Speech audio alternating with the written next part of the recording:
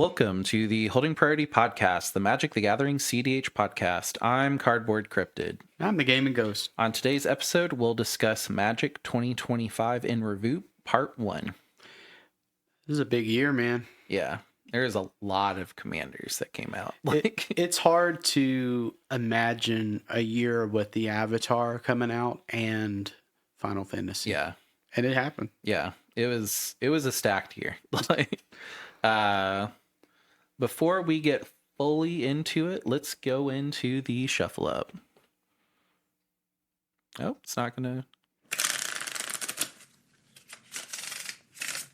I test it beforehand, and it's on a hair trigger. What we're trying to say is he pulls the cards out of his pocket and then does it. Yeah. I didn't set them on the table. It's not a sound effect. We got a new comment on our Avatar The Last Airbender Jumpstart set review.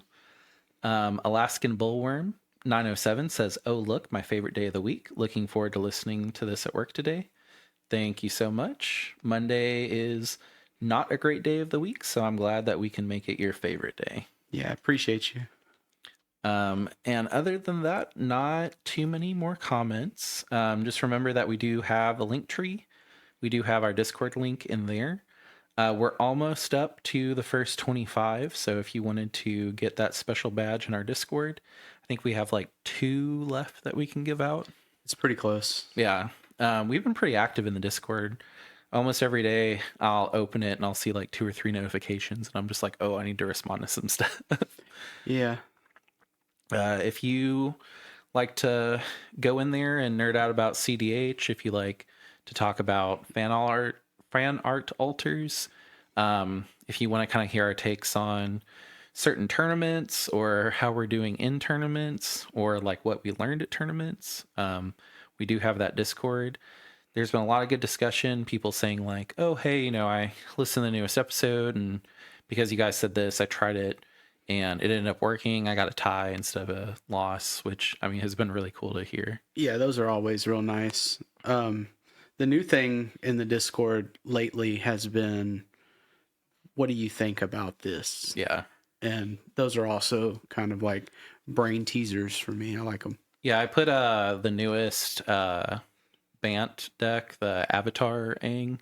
That's basically like ETB clones in there. And it was one of the things that I was going to try to make. I know that locally, me playing Rocco over and over again and not having counters or being responsible much probably is getting a little tiring. So I was like, I need to make a deck with counters and put that in the Discord. A couple people looked at it and they were like, what's the win line? And I was just like, that is a good question. Supportive parents, which is surprising that supportive parents is a card name and a good card for those creature dump decks. I honestly thought you were joking. No, so it was in Spider-Man. It's supportive parents. Tap 2 creatures, make a mana of any color. Okay. Yeah, it's weird, but it's a thing. But just a reminder that we also, if you're listening on YouTube, please like, comment, and subscribe. If you're wanting to listen to us on podcast platforms, we've got a ton of podcast platforms. Pretty much anyone that we could host our podcast on, we're on. If you've been listening to us on YouTube and you're just like, oh, hey, I want to take you on the go. We're on Spotify. We're on Apple Podcast. Pretty much anything where a podcast can be, we're there. And then just a reminder, we have a TCG player link. If you're listening to this and you're like, oh, hey, I forgot about this commander. I kind of want to build that deck. If you could, please click the TCG player link. It'll let TCG player know that we sent you. If all you do is just kind of look around at a couple cards and you're like, no, I'm actually not going to build it. That still helps us a lot. Lets TCG player know that we're sending people there. And if you buy something, even better. No cost to you. Just something that kind of lets TCG player know that we're doing a good job promoting Magic as a platform. And maybe in 2026, we'll become a Magic affiliate. That'd be really cool. Yeah, that'd be awesome. That is it. So one thing that I wanted to get in before we started the 2025 wrap up, I'm going to go over some general stats that I just find kind of interesting, and hopefully you do too, about how 2025 was for Magic. Then we're going to go into this time the commanders that came out in 2025.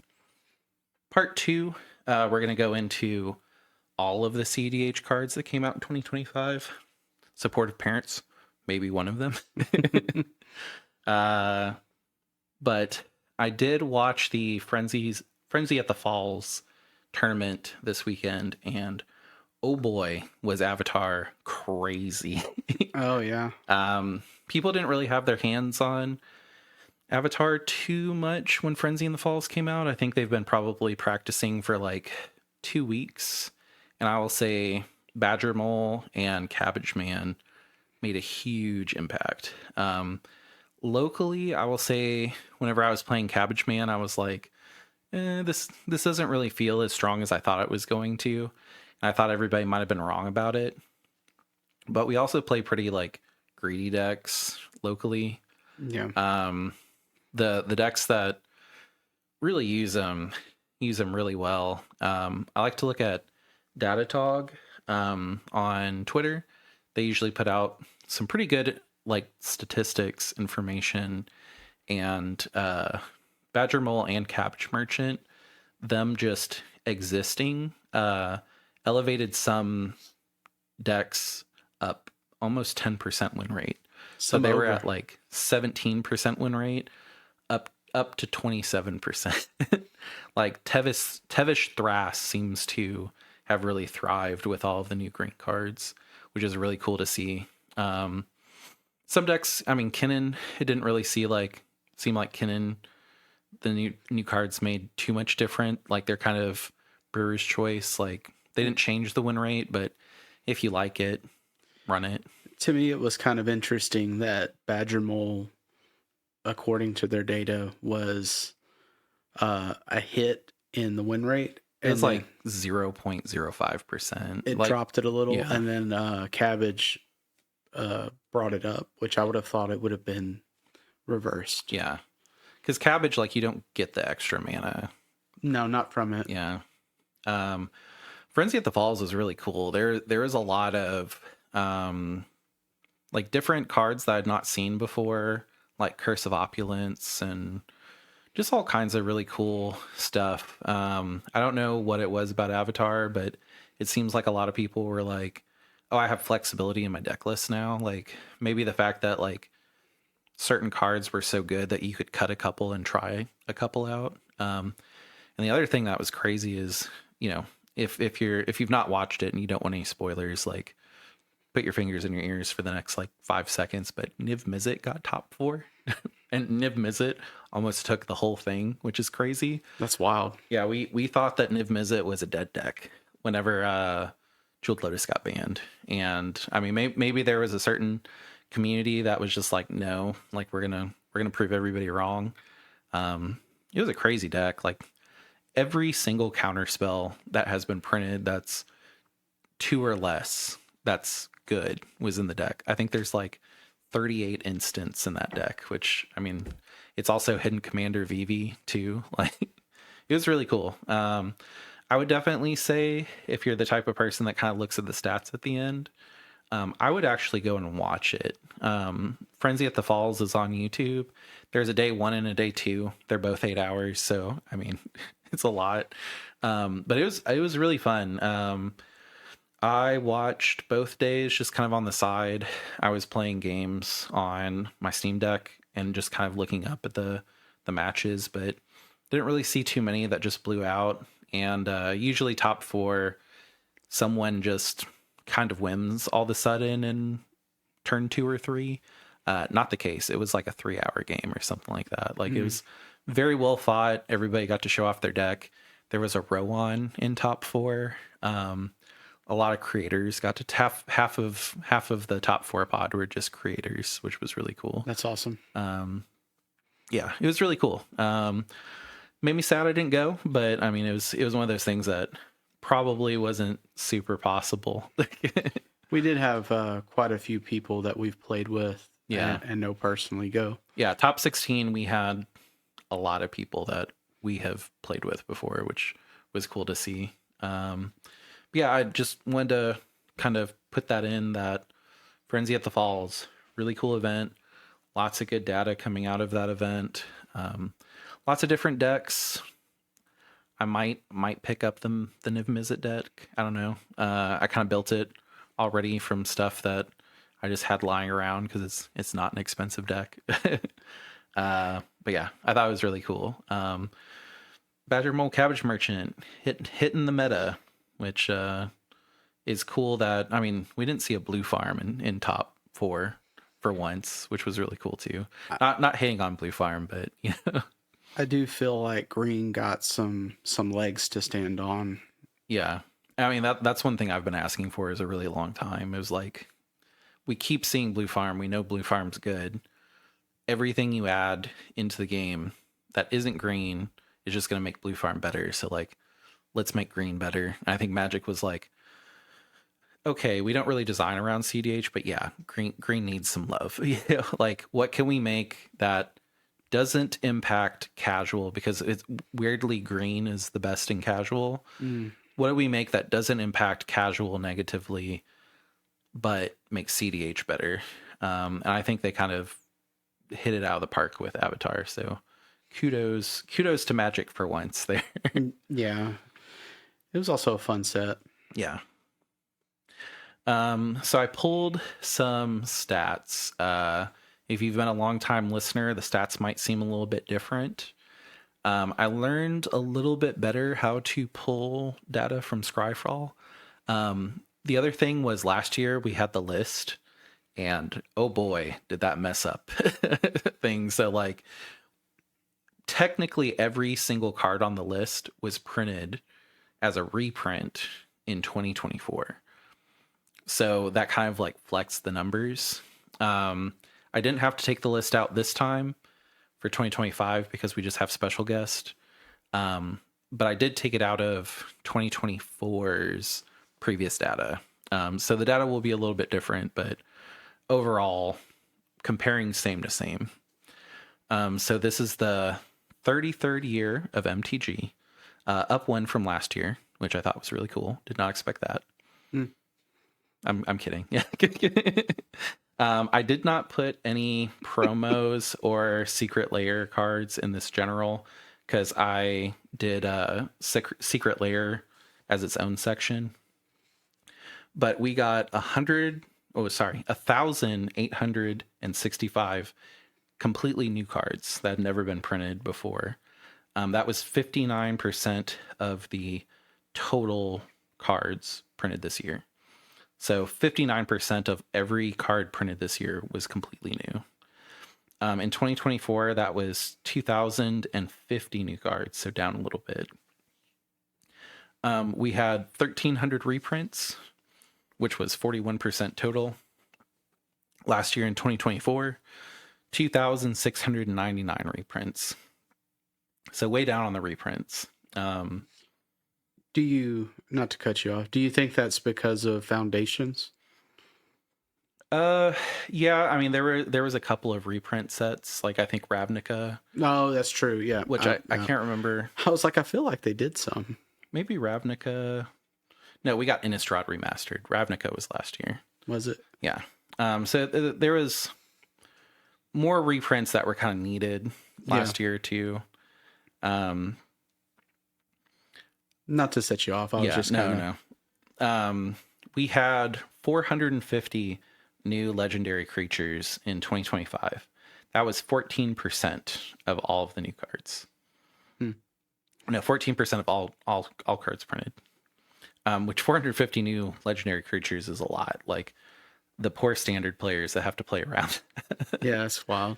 In 2024, there were 508 legendary creatures. So down, which is something that Magic did say, like, hey, you know, we are kind of ruining standard with so many legendary creatures. We'll stop that. They 58 cards stopped that this year. So it's a lot. And then out of the reprints, there were 3 that were not legal in Commander. That was Grizzlebrand, Primeval Titan, and the newest card, Dockside Extortionist, that got reprinted in Avatar. Oh man. That one kind of hurt. If they're doing card prints like process management, it usually there's like a 2-year incubation where you make certain promises that you're going to print cards. So that might have been something that they were like, hey, Avatar, these are the cards we want to print. Can you guys agree to these cards? And they said yes. And then Dockside got banned, and they were like, well, we can't really change it because we agreed with Nickelodeon that we'd reprint it. So we have to put it out.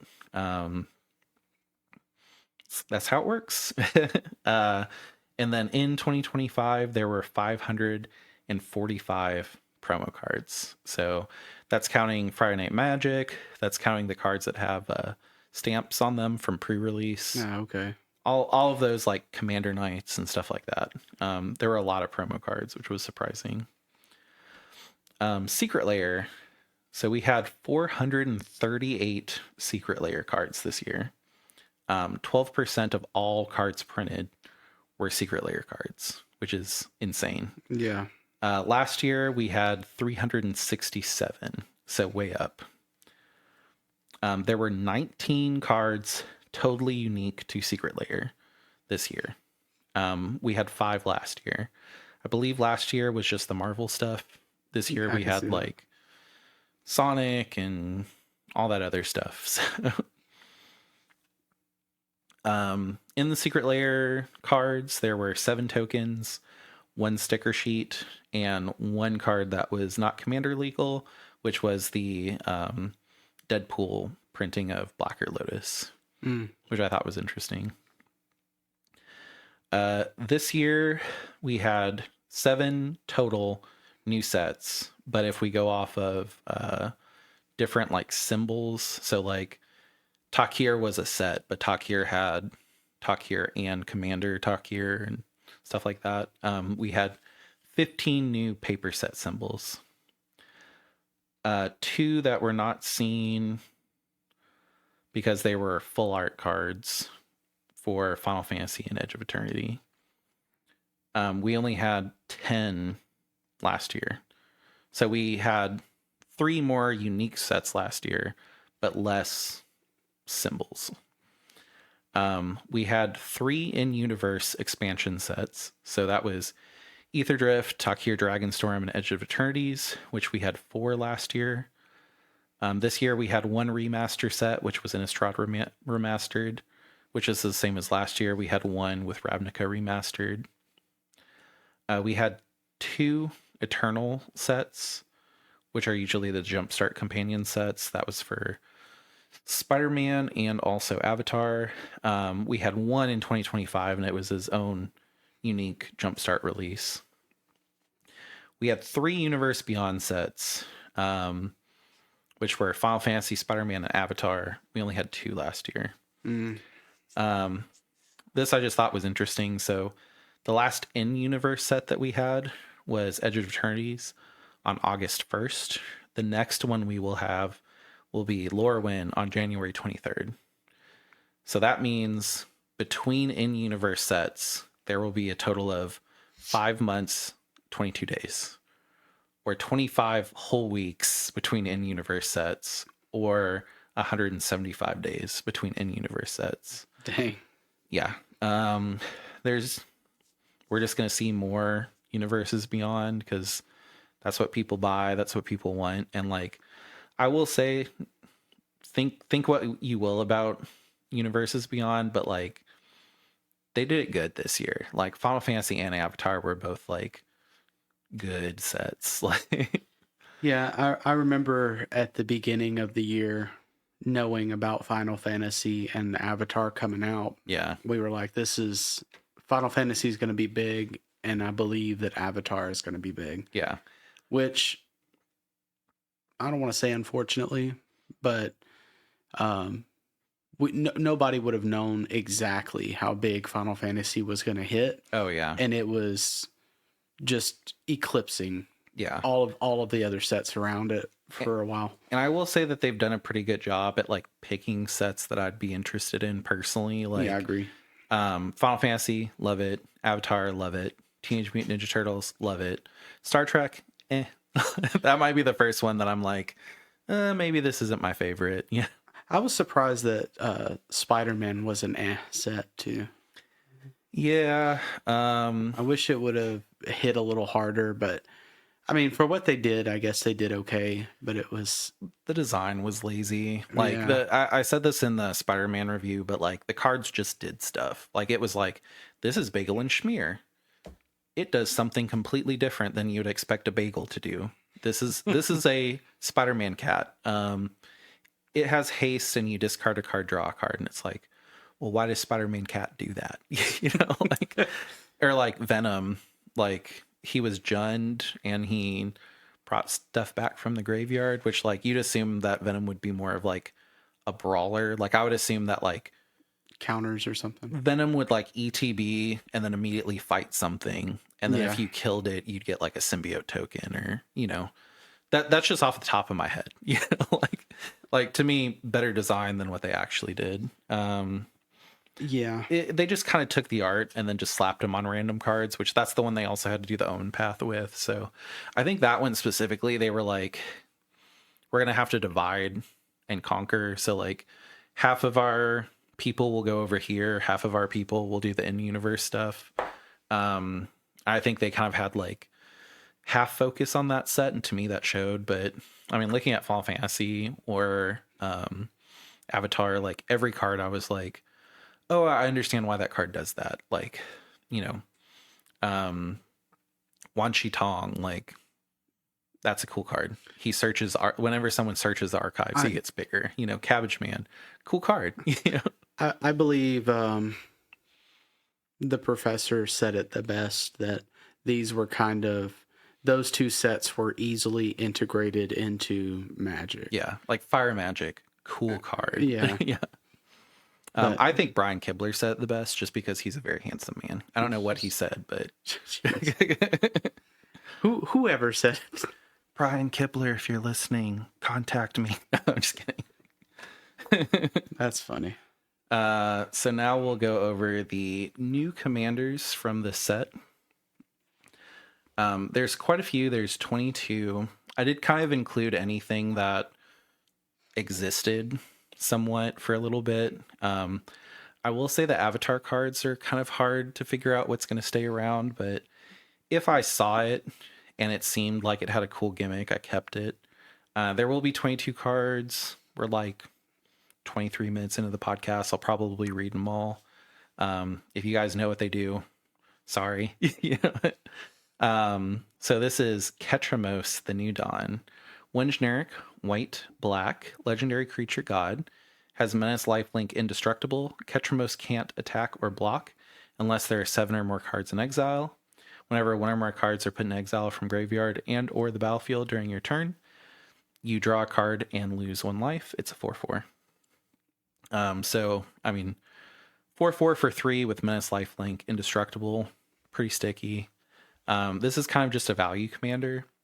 We've seen with white-black that there's a pretty solid plan. Like, there's a lot of combos in white-black that kind of go crazy that you just wouldn't really expect. Like Lotho is a commander that did pretty well at one of the big events. White-black doesn't really need much but value to get there.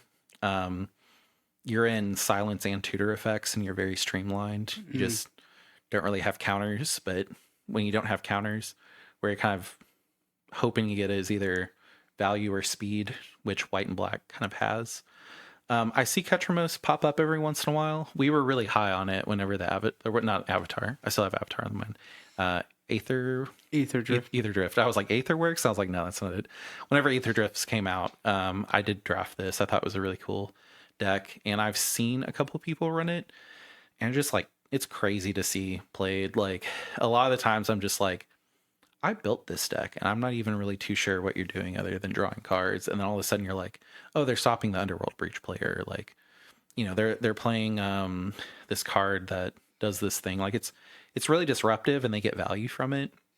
It is kind of meandering is the only thing I will say. Like, most of the time you're spending a lot of value to draw those cards. And even when you get tutors, you're like, okay, well, I'll just try this. And if it goes through, great. If it doesn't go through, oh no. Yeah.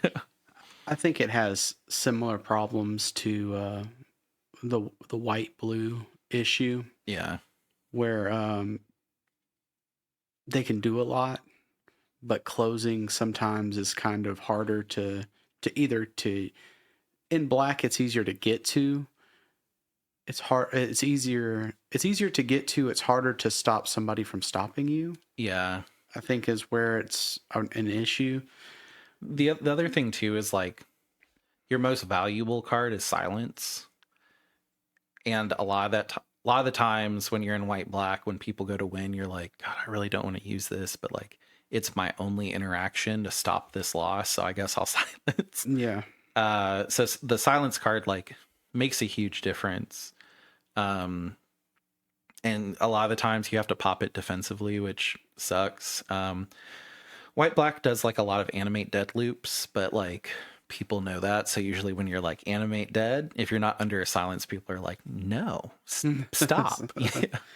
Or remove graveyard. Yeah. Yeah. I mean, it's a cool deck. One of the cards that we were most excited about from, I mean, not the most, Hatchathon, we were the most excited, but it was one of the cards that was in like a different color scheme that we were like, hey, maybe this could make white black work. And you do see it pop up. I think it's a card that we'll always kind of have to watch just because the value is there for 3. Yeah, I agree. Yeah. It's maybe a handful of cards, if that, from just being a Titan. Yeah, I think this card has legs to it. It's not just flavor of the year. Like we'll see it pop up every once in a while. Yeah, I mean, it still holds value too, I think. Yeah. Don't quote me on it, but I believe it did at one point.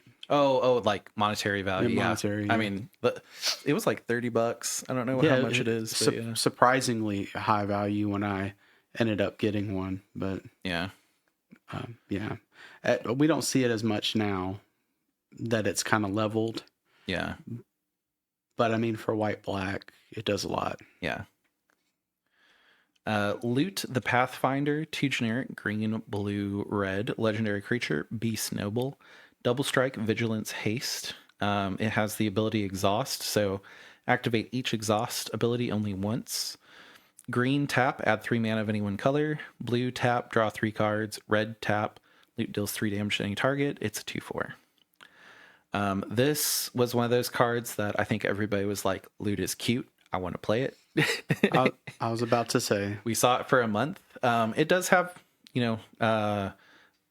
food chain lines, and I mean, food chain wins games, but it's a lot. It's 5. You kind of have to play around because you have to figure out a way to turn the creature mana into normal mana. So you have to have a green floating so that you can make 3 mana. And then there's just a lot of things that can be disrupted with it that I think we saw it and people really liked loot. Me personally, I could kick him like he's a football. Don't quote me on that. But I kind of disagree here. I think that this one is one of those cards. If Ketramos is a few cards away, I think this is only a couple. We have a pretty good Omnath that's 1 generic less, that whenever it ETBs, it just deals a damage in the same colors. Which, I mean, it's not the same. Like this one for 6 mana, you can bring him out and then immediately draw 3 cards because he has haste. I mean, this is yeah. I don't see much of him. Yeah. So I don't want to sit here and argue about him. I think he's too slow. Like it's one of those cards that I think he has potential, but the fact that he's 5, like this is the same mana cost as Kefka. That's true. And in better colors. So, I mean, it's also Rogthras, same colors. Which Rogthras is 2 creatures for blue-green. Yeah. I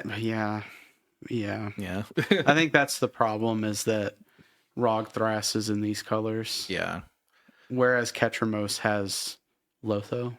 Yeah. This one's a little bit better, or this one's a little bit. You have better options in these colors. Yeah, I think this is a back pocket commander. Like you play it because you like it, but I mean, I've seen more of these than Ketramos, but I think it is just a cute little fuzzy guy. I've seen about the same.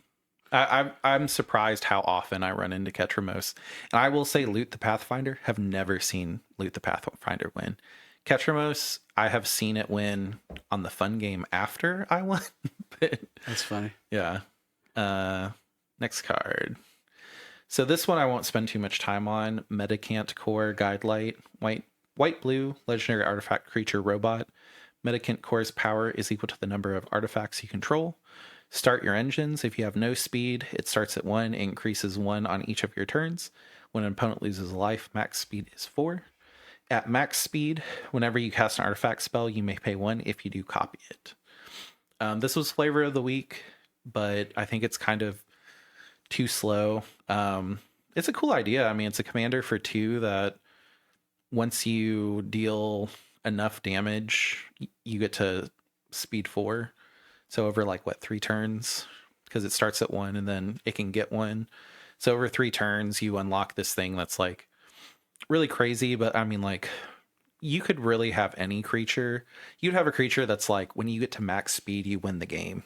And that would be fair, because it's well, if you guys can't interact with this, 3 toughness creature in 3 turns, I win. Which was not the case with Medicant Core. Medicant Core was a lot of value and it was really cool, but at the end of the day, it was Urza's better. Really? Yeah. I agree.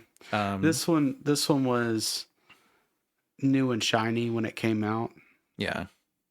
And kind of fell to the side. Yeah, I'm kind of sad I never played against it, because it looks fun. But yeah, this one kind of came and went, but it was there for a little bit, so I wanted to include it. Hashaton, Scarab's Fist. I almost don't feel like I need to read this one, but a white-black legendary creature zombie wizard. When you discard a creature card, you may pay 2 generic and a blue. If you do, create a tapped token that's a copy of that card, except it's a 4/4 black zombie. It's a 1/3. Love Hashaton. Will always love Hashaton. I think Esper is at a pretty tough point in the game right now. You're really on sheriff duty, and with Hashaton, unless you're popping out a Consecrated Sphinx early or something like that to refill your hand, it's tough. It is really cool that Hashaton has a completely bespoke win line with Tiny Bones joins up and Sharoom, where it's if people haven't played you before, you'll just resolve Tiny Bones joins up and then you'll win, and everybody's like, oh no. I do think that, like you said, Esper has an issue at the moment, and I think it's the greed. But Yeah. Esper is one of those, it's consistent. If for any reason games start to go 5 turns, then Esper is at its peak. Yeah. But right now the format's just not there.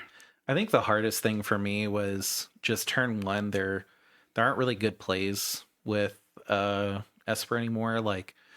If I play a fish, most people don't need to feed the fish because they have mana dorks now. If I play an Esper, most people are playing mana dorks, so they can just be yeah, I'll just play a mana dork instead of a soul ring and pass. It's been tough to get started with Esper.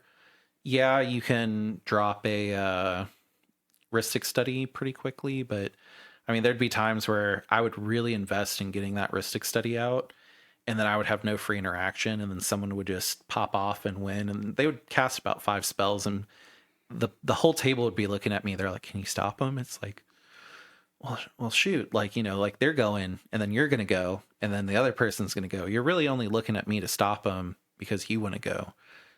No, this is not, if I interact here, there's not much point. There was a lot of times where everybody was just being so greedy that unless I was running you cannot stack spells, it didn't really feel like I had a lot of control. And then the big mana decks and the creature combo decks, it definitely felt like I would try to play sheriff and I just wouldn't get the free counter spells in my hand. The deck's still together. I love it. It's such a cool deck. Like, I love playing big giant stompy creatures, and the fact that I could do that and not have to play green, so cool. Like, the fact that every time a 6 or higher creature comes out that's black, blue, or white in any combination, I'm just like, should I put that in my deck? Like, that's such a cool feeling. I think Hashaton is always going to be relevant. It's just a really cool card, really cool play style. It has its own win con. The colors are unfortunately what's keeping it back right now, but I mean, maybe with Cabbage Man, we'll kind of see those more controlling decks get better. I mean, Niv Mizzet in Frenzy at the Falls is a good example of they just draw a bunch of cards and have a lot of counter spells, and people taking game actions feeds them, and then people taking game actions and you countering them is what you want the deck to do. So I think Hashaton will always be around. But I think right now it's in kind of a tough position. Yeah, I agree. I love the deck too. I think it's really good. I do have me a Hashaton that I might want to build at some point. Yes, it's there. I've won more tournaments with it this year than Rocco, but Rocco consistently gets me there. Hashaton, I'd either be like top 4 or I'd be like at the bottom table. And like knowing that I'm good and then sitting there with people that are playing like just stuff that really shouldn't be bought to a tournament, and then I'm still losing. I'm just like, guys, I promise I'm better. You're just not playing in my deck the way I want you to. Yeah.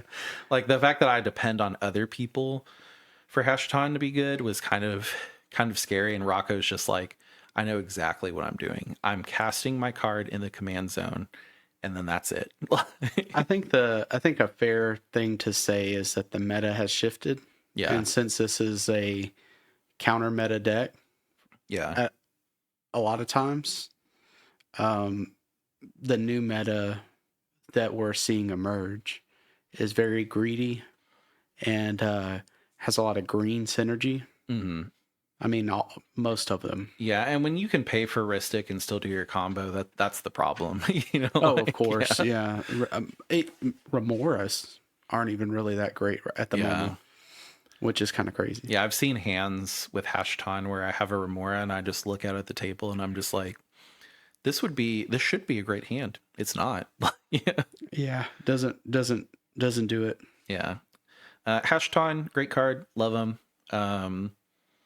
Definitely will be an evergreen commander. Just keep an eye for him. He's making a comeback. Celeste Rune Knight, 1 generic, red, white, black. When Celeste enters, discard any number of cards, then draw that many cards +1. Whenever one or more creatures you control enter, if one or more of them entered from the graveyard or was cast from a graveyard, put a 1/1 counter on each creature you control. This is another one of those Mardu commanders that I saw for a little bit. I think somebody from Play to Win was playing it. I know locally we have somebody that's kind of interested in it. It's one of those decks where if you can flicker it, you basically get a one-sided wheel. You keep value in a card color combination that usually doesn't have much value. I know that there's like animate deadlines and other stuff like that. Timna Dargo is just tearing it up right now, though. So that was my thing. This is cool, but I feel like it should be green, red, white, black, or something. Ban all partner commanders. Yeah, or yeah, it's. I mean, even Dahada is kind of one of those ones that you just throw it on the table and it goes. And you just hope people don't have a non-creature counter, which that's the worst part of Dahada is it gets hit by every counter spell. I mean, yeah, Timna Dargo is probably one of the best Mardus at the moment. Yeah. But it's interesting. I mean, I like that it has hand, like keeps cards in your hand. Yeah, it does something that those other decks don't do. So it has its spot in the meta, but you don't see it too much because, I mean, naturally, I think a lot of people play it and then they'll lose to Timna Dargo and go, why am I not just playing Timna Darga? You know, like if I want to make money at tournaments, like am I here for fun? Then I'll play Celeste. If I'm here to top tournaments, I'm probably going to move to Timna Dargo. I think that's a weird mindset to be like it's almost casual. Yeah. And not to say that non-meta decks don't make it, but you definitely want to watch the meta because there's just reasons. So I will say I'm the for fun player, which Yeah. I do well still, but it's fun to sit down at a table and people go, "What does that do?" And then I'm just like, Nothing. if you promise not to counter my spells, you'll see. You know, it's interesting to sit down at a table and people just go, "I've never played against this before. I don't know what it does." Rocco surprisingly is kind of like that from the tournaments I've gone to, where it's like, I'm definitely not telling you all I do is cast my commander when I get to 7. You know? I mean, Hatchton was kind of the same, where when you throw people off of their they're like, oh, hey, all I'm going to do is just do exactly what I did last game. I'm going to keep a good 7 and I'm going to grind. Well, when you kind of disrupt that, some people don't know how to pivot. And it's kind of fun to just be like, okay, you guys are playing a game that's not comfortable for y'all, but like I'm very comfortable here. So this is what I'm going to do. And it gives you a little bit of an advantage. I mean, Brewer's advantage is always a thing, but it's fun to play games that aren't always the same for me. No, of course. And like force people to flex whenever they're like, okay, well, I can't play Underworld Breach combo with this deck. So like, what am I going to do? Like, oh, he has an oof. Like, what do I do about that? You know, like not saying that I like to put problems out there, but like I like to put problems out there. So Yeah, and I think that's kind of where this card has an issue. Mardu has to go kind of faster than other players. yeah. Or it has to be like Tim Nadargo, where the win lines are kind of obscure and you don't necessarily see them before they've already started. And I will also say, like, Celeste doesn't really cause that problem where, like, I see Celeste at the table, I'm like, what does that do? Okay, that actually doesn't stop anything I'm going to do. So, like, cool. Yeah. To me, when I look at it, it's like, oh, you're feeding your breach. Okay. Cool. Yeah. It's like, oh, but you're not in blue. So, like, you have to manually do it with, like, artifacts. Yeah. Y'shtola, Knight's Blessing, 1 generic, white, blue, black, legendary creature, cat, warlock. Vigilance at the beginning of each end step. If a player lost 4 or more life this turn, you draw a card. Whenever you cast a non-creature spell with mana value 3 or greater, Y'shtola deals 2 damage to each opponent and you gain 2 life. It's a 2/4. This is just Esper VV, which I didn't realize. You get an extra blue-black enchantment that is basically Curiosity, just more expensive. It's a sheriff deck, but because you're constantly refilling your hand and doing damage and healing, you get to use your life a little bit more than most Esper decks will. And then you do have the option of just like, eventually I'm just going to kill you guys. Like, you know, like I'm going to do enough damage and gain enough life to where it is a possibility that I don't Thassa out. I just kill the table. This deck is sneaky. Yeah. I've played games where this deck hasn't done much of anything. Yeah. And then I've played games where I was like, I don't know how you did it, but you're here. Like this deck, and I think it has the problem that all commanders like this, any commander that has 1 generic and then 3 pips of different colors, they're great when they can come out and then they sit there for a turn. And then if they get to exist for a turn and then they get to untap, they have a great advantage. Yeah, I agree. But if the game doesn't exist long enough, and we're talking probably like with help, they get it out turn 3, and then turn 4, they're like, okay, I can put Curiosity on this or Ophidian Eye, or, you know, like we're talking, you know, it sounds kind of silly being like, well, turn 4 is a long game, but like it is. Turn 4 is a long game. They're definitely mid-range, late game decks. Sometimes you just go against so many greedy decks that there's no way that with just the cards in your hand you could ever get there. And you just know that you're going to lose those games. There's sometimes with the cards in your hand, you can't prolong the game long enough. Yeah. It used to be that Esper would be able to put out a Dranith, put out a something. Yeah. But now, even through those, like... You have to spend so much of your... Because you're not...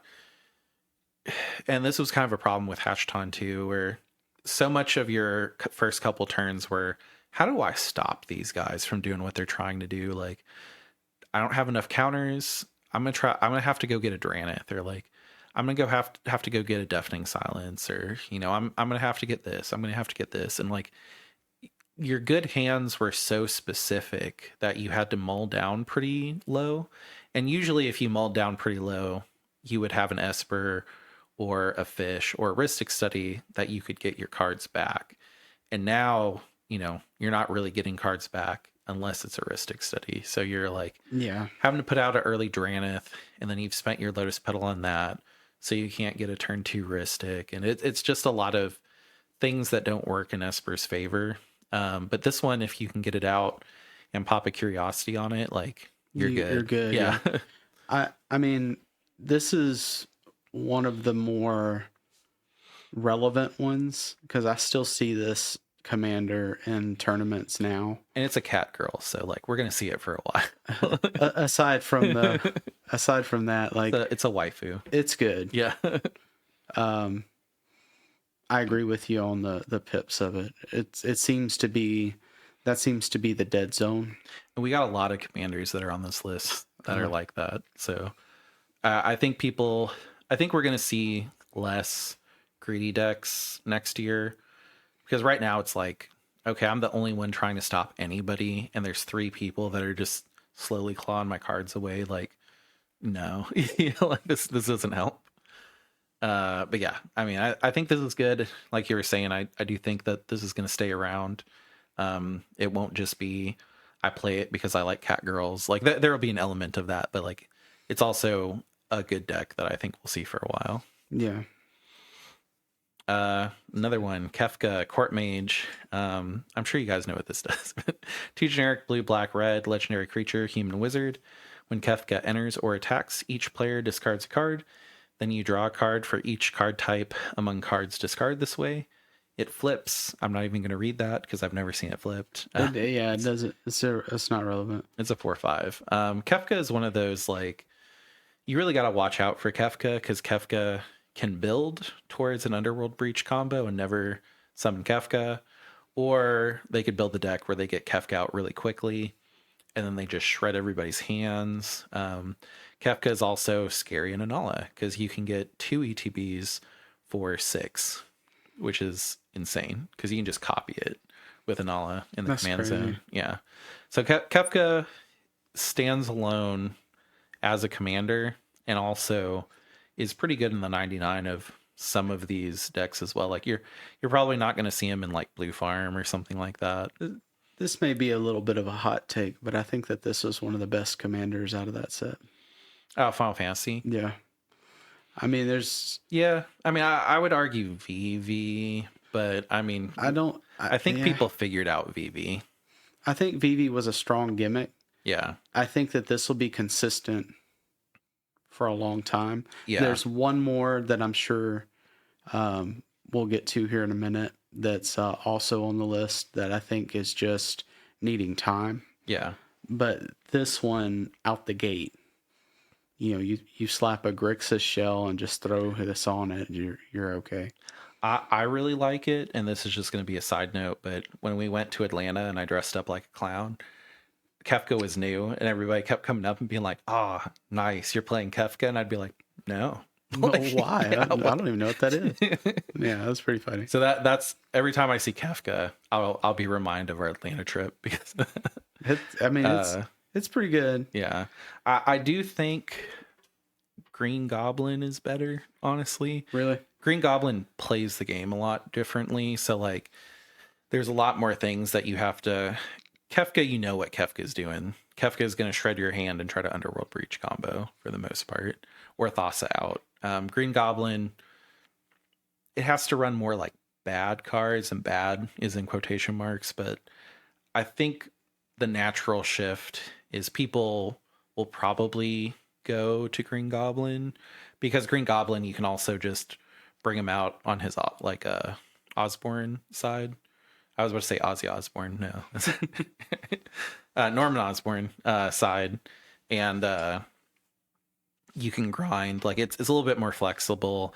Kefka's like, this is what I'm doing. I'm either going for Underworld Breach or a combo before I get Kefka, or like I'm not there yet. This is a very interactable pod. I need to start shredding people's hands and getting stuff. But I mean, it's good at what it does. I mean, we have 2 people in our group that play it for a reason. So This is still relevant now. You'll see a Kefka at a big tournament. It's probably there. he's hard to remove too. He's a 4/5. Like you can't burn him away for the most part. Yeah, I mean, and that dropping cards out of your hand, Yeah, is rough. yeah. It's interesting because like whenever I would play Hashton and people would play Kefka, I'd be like, ooh, like It's like, oh yeah. people would be like, yeah, I'm gonna attack with Kefka, and you're gonna have to discard. It's like discarding is what I want to do. Like, Let's do that. and then in Rocco, it's kind of funny because I'm just like, I've already burnt my hand. Like, I don't have anything to discard, and they're like, dang. So I'm gonna get one less card from Rocco, and I'm just like, yep.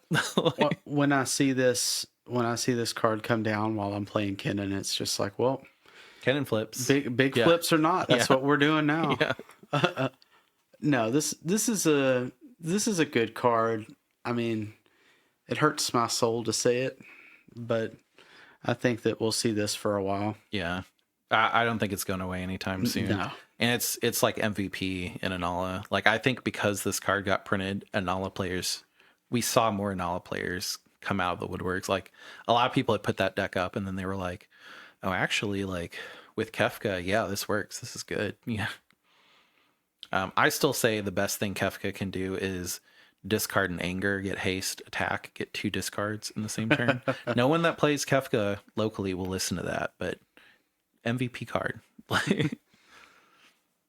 Noctis, Prince of Lucius, 1 generic white, blue, black, legendary creature, human noble, lifelink. You may cast artifact spells from your graveyard by paying 3 in addition to paying its other costs. If you cast a spell this way, the artifact enters with a finality counter on it. It's a 4/3. I saw people hyping this as one of the best cards in the set. It's really interesting that we got 2 good Esper commanders out of this. And then I played it in tournaments and I never saw it win. And then I saw everybody stop playing it.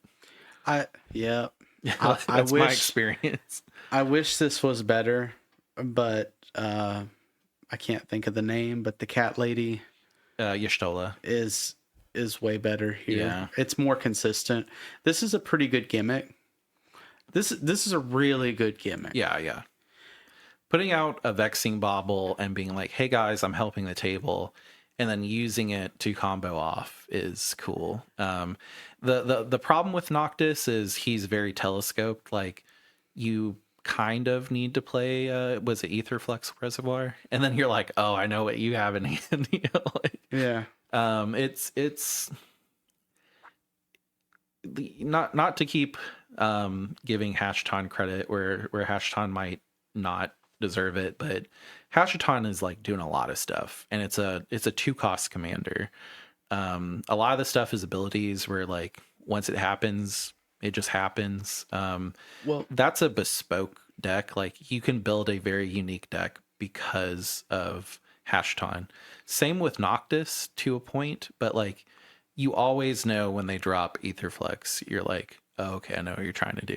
I would also maybe even bring up a point of the difference here, and maybe this is a secret recipe for a good commander, but having all of the colors in the cost itself Mm-hmm.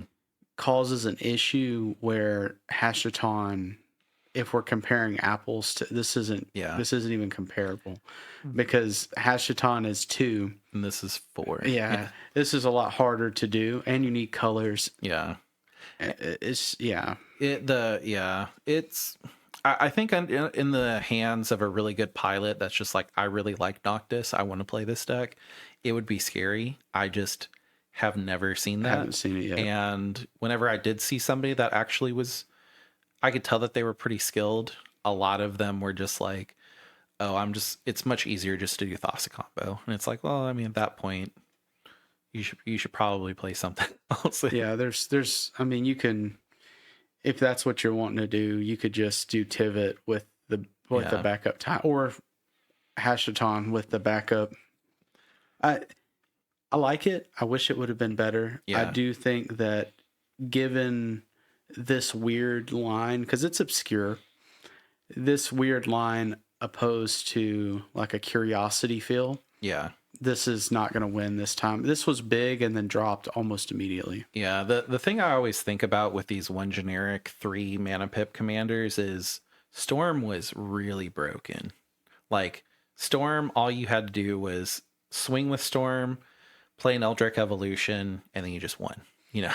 And Noctis is not that broke, and Storm is not playable. Like, I would constantly be like, man, Storm's great. And I'd play her and I'd be like, I did nothing that game. No one would let me do it. I mean, this is better. It has a better side to it to where, you know, you're not going to cast it and then the next turn you got to do something. This one, there's no cost on the end for mana. So if you pay 4 mana and you have a 0 rock, you could do something. Well, so if you have Aetherflux out, Vexing Bauble out, and then someone lets you play Noctis, and then someone lets you play your 0 rocks, then you win. You know, like, I guess. Like it's not it's one of those things that you can set all of that stuff up on other turns, which is like a lot of commanders can't do that. But like when you're telling everybody like, I've got an Aetherworks, oh, I've got a Vexing Bauble, you know, like it's you're gonna get stopped. Like, it's so many cards. Like, if you're gonna cast that combo by itself, it would be 9, and it would be 2 non-creature spells on top of it. I mean, I was looking at it and not seeing it in the mana cost and thinking, you know, at least you're not needing to cast a 3 cost. And even then, the one that you cast a 3 cost, still pretty good. Yeah. It's still better than this, I think. Yeah. It's like Kennen, two card. So it's Kennen, you pay 2, you play Basalt, you get infinite mana, uncolored mana of it. Yeah. I wish this would have been better because I was really hyped on it as well after I'd looked at it. But I thought that we had finally seen a Esper commander that could go somewhat turbo, and the games that I had seen it win on YouTube, they just had really, really good luck. Like, I think they had maybe played 3 games and was like, this one is the best. This one's going to get everybody the most hyped. And it just did not translate to actual tournament CEDH. So, yeah. All right. Next one. Terra, Magical Adept. 1 generic, red, green. Legendary creature, human, wizard, warrior. When Terra enters, mill 5 cards. Put up to 1 enchantment card, mill this way into your hand. It flips. I'm not going to read that. It's a 4/2. You can take this one away since you built it. So this is a 5 color commander. The back of it is what makes it 5 colors. I absolutely love this commander. I think that this commander has a really high ceiling. Where that ceiling is, I'm not exactly sure. I think it needs something. I've seen a couple variations with this. This thing was tearing up games, and it was also had a really high conversion. Mm-hmm. That being said, there's a couple of factors to it. One of them being that there's not enough experienced players playing it yet because it's still fairly new.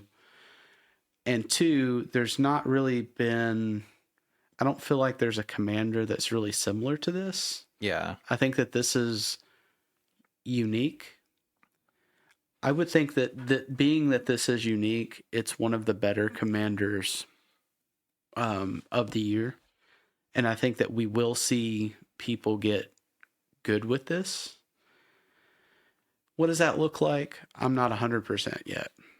Yeah, and whenever you were playing this was kind of my take on it, is Terra is a bad commander. Like, in the command zone, Terra's not good.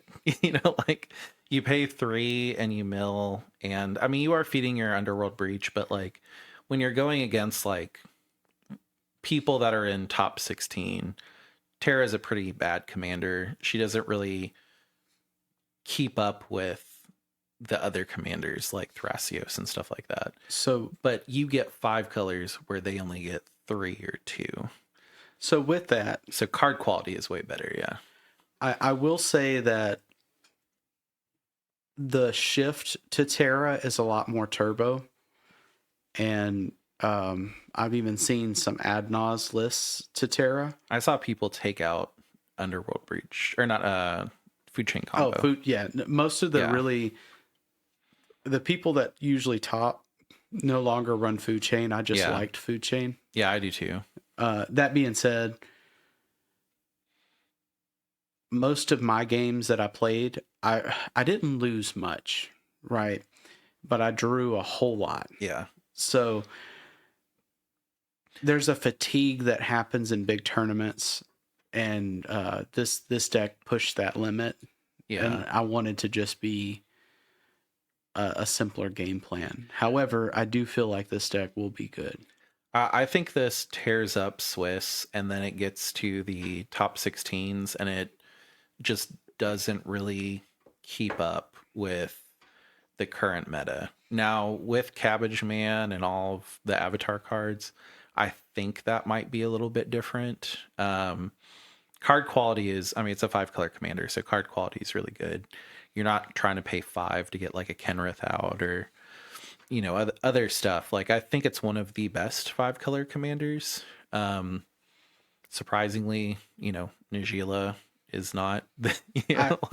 I will say, and to all you Najila fans, I'm sorry. Yeah. I do think that this has jumped over Najila.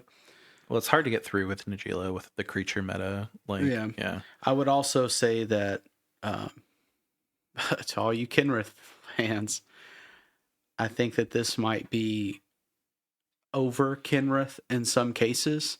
I don't know if it's better than Sisse yet.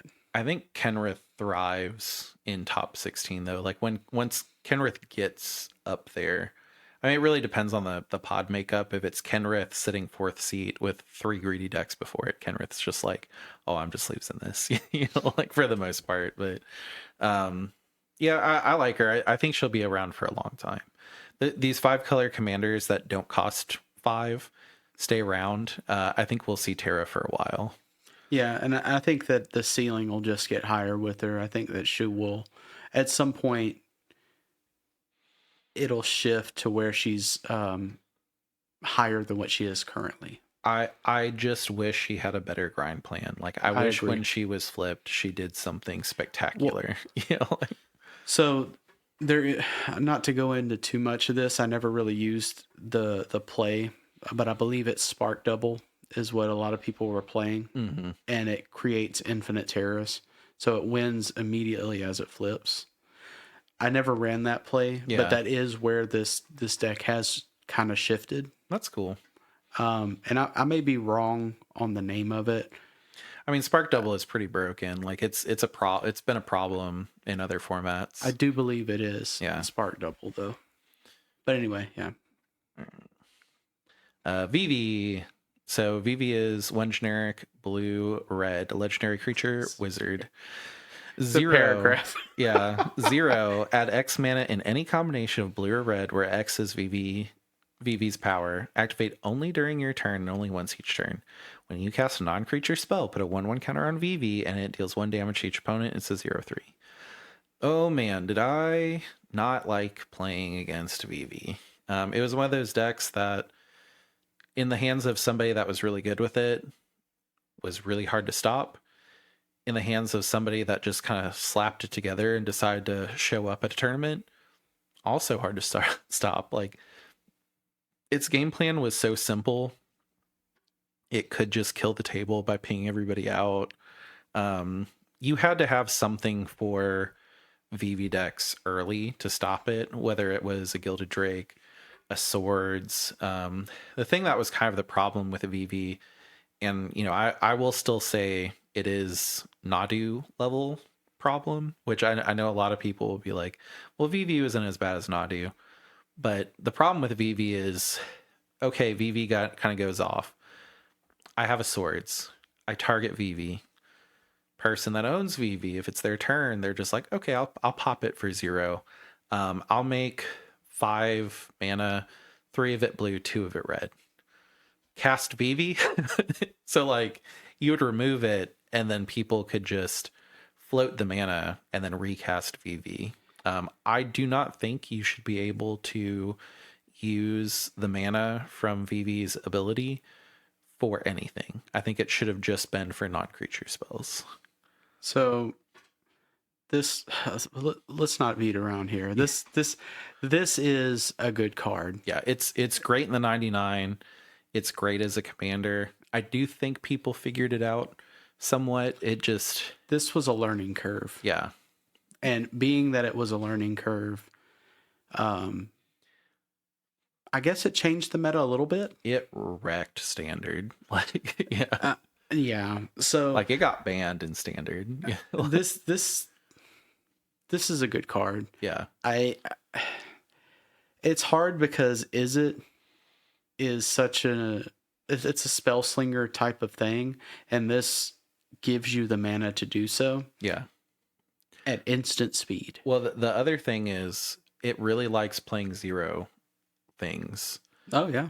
You know what the win con in blue red is? Underworld Breach, Brain Freeze, Lion's Eye Diamond, over and over and over again. Yeah. Yeah. So I mean, you did have to attach a curiosity to it, but there's so many curiosity effects. Like offhand, I can think of 3. One of them is a creature that's pretty hard to counter. I think people really had to learn how to stop VV, and VV is a table problem. Like, yeah, VV can just not get a good hand and mulligan and just be like, yeah, I'm done. And I've seen that happen. I've seen VV players sit down and go to 5 and just be like, this is not going to be my game. I'm going to go down to 4. Yeah, my 4 sucks. GG. Someone else is winning. I hate to say it, but VV is, if it's turn 1 and they're dropping VV, you force it. Just force it. Oh yeah. Yeah. Because and the commander, the player is going to be really upset about it. But at the end of the day, it just can't.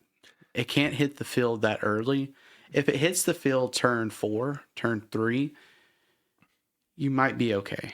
There are also so many wizards in Commander, like CEDH, where if you run a Harmonic Prodigy, like, I have no idea what deck you're playing. You could be playing Niv Mizzet, you could be playing Vivi, you could be playing Anala, you could be playing Krark Sakashima.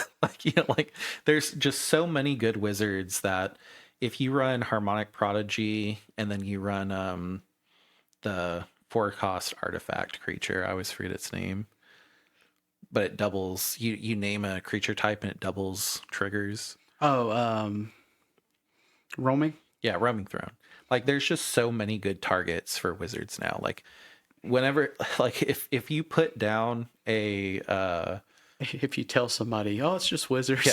Well, I'll also like God, I'm like drawing a blank. The land that you name a creature type and it's uncounterable. Oh, you're talking about Cavern of Souls? Cavern. Yeah. So if you name Cavern of Souls wizards, like, okay, well, now your commander is uncounterable, and like, I guess if you try to Thassa's uncounterable. Yeah, like, yeah. It just gets dumb. Yeah, I mean, there's just so much good synergy. VV, I mean, almost took Thunder at the Falls and Niv Mizzet, and Niv Mizzet is a wizard, so it's just a good card. We had a friend that played it, and he would just sing, I can only count to 4. And then if he got 4 mana, like, we were pretty much done if no one was prepared for it. Yeah.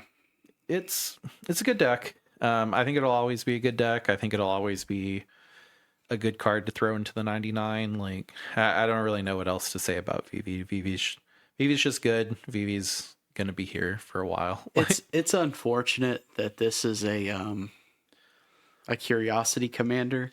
They had to fix him digitally too. Like, they had to change him on Magic Arena, which, I mean, they did the same to Nadu. Nadu's banned. Yeah. Yeah, I don't think it's there yet for a ban, but I think it was not designed the best, and I'll just leave it there. Yeah, I agree. This card is good in every Is It deck. It's also just awful to sit there and be like, yep, you got a 0 rock. Okay, you'll draw 3. Oh, you got another 0 rock. You'll draw 3. And they're like, well, I might not win. It's like, yeah, maybe, let's just watch. Like, maybe you'll draw into 3 lands. And, it was the same problem with not, Yeah, I agree. I mean, this card is good. Yeah. It's hard to say anything negative other than it's too good. Yeah. And I don't want to say it's the best in the set. I do think it's one of the most valuable in the set as far as just creature cards. Yeah. And monetarily. I think the ban did take it down a little bit, but I mean, it's still great. It's a good card. Anyway, the standard ban, not commander ban. Yeah, no, this is good, and it's a good ad. The problem with this is it's also a good ad in every red blue deck you have, because you're probably going to run this. It has the same thing with Kefka, where it's like, well, Kefka is good in the 99, Kefka is good in the command zone. Well, Kefka costs 5, Yeah, this is 3. This costs 3 and it's 2 colors, so it goes into a lot of stuff. So if you're spell slinging, you're probably always going to go, okay, well, I'm always going to run a Force of Will, and I'm probably always going to put a VV. Yeah, I agree. This is a good card. Next card, now it just blows my mind. I did not think I would be talking about this in 2024, but here we are. Shadow the Hedgehog. Black, red, legendary creature, hedgehog mercenary. I'm gonna make it through, I promise. Haste. Whenever Shadow the Hedgehog or another creature you control with flash or haste dies, draw a card. Chaos control. Each spell you cast has split second if mana from an artifact was spent to cast it. It's a 4/2. Yep. I mean, it's Shadow the Hedgehog. I wish. So this was overhyped to me initially when I seen it come out, like in the secret layer. Rakdos is a little bit more on the fair side with this. I've never really seen one just win. It's like Myrel. Like, Myrel came out, and Myrel was a big giant grand abolisher for white. Shadow the Hedgehog gave effects that couldn't really have silences, something that was like a silence. I've seen Shadow the Hedgehog decks do well in tournaments. Not lately, but I mean, I just think it's always going to be around. Like, oh yeah, if you're playing Rakdos, like if you're playing a commander that's only black and red, it's going in your deck. Like, not really much question. Do you think this goes in Obnix? Obnix, no, because Obnix is more specific. I'm going to cast so many problems. I don't care if you have counters. Like, cool, stop this one. Okay, I'm going to keep going. Oh, cool, you stop this one. Like, Obnix has so much resilience that, like, you can just stop him, and, he can keep going through that. But, like, Rakdos the Muscle will use this. Just because, I can see that, yeah. And anything that has a Phyrexian Altar in it as a combo is going to run Shadow the Hedgehog.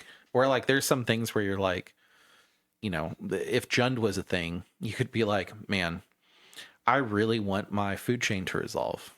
Let me tap 2 mana with Soul Ring, tap a green, and I'm going to play food chain. Food chain has split second.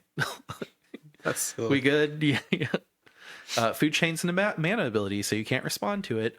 do. Like, Mm. it's silly. I mean, it'll always be a card that I will always have Shadow the Hedgehog in my CDH box.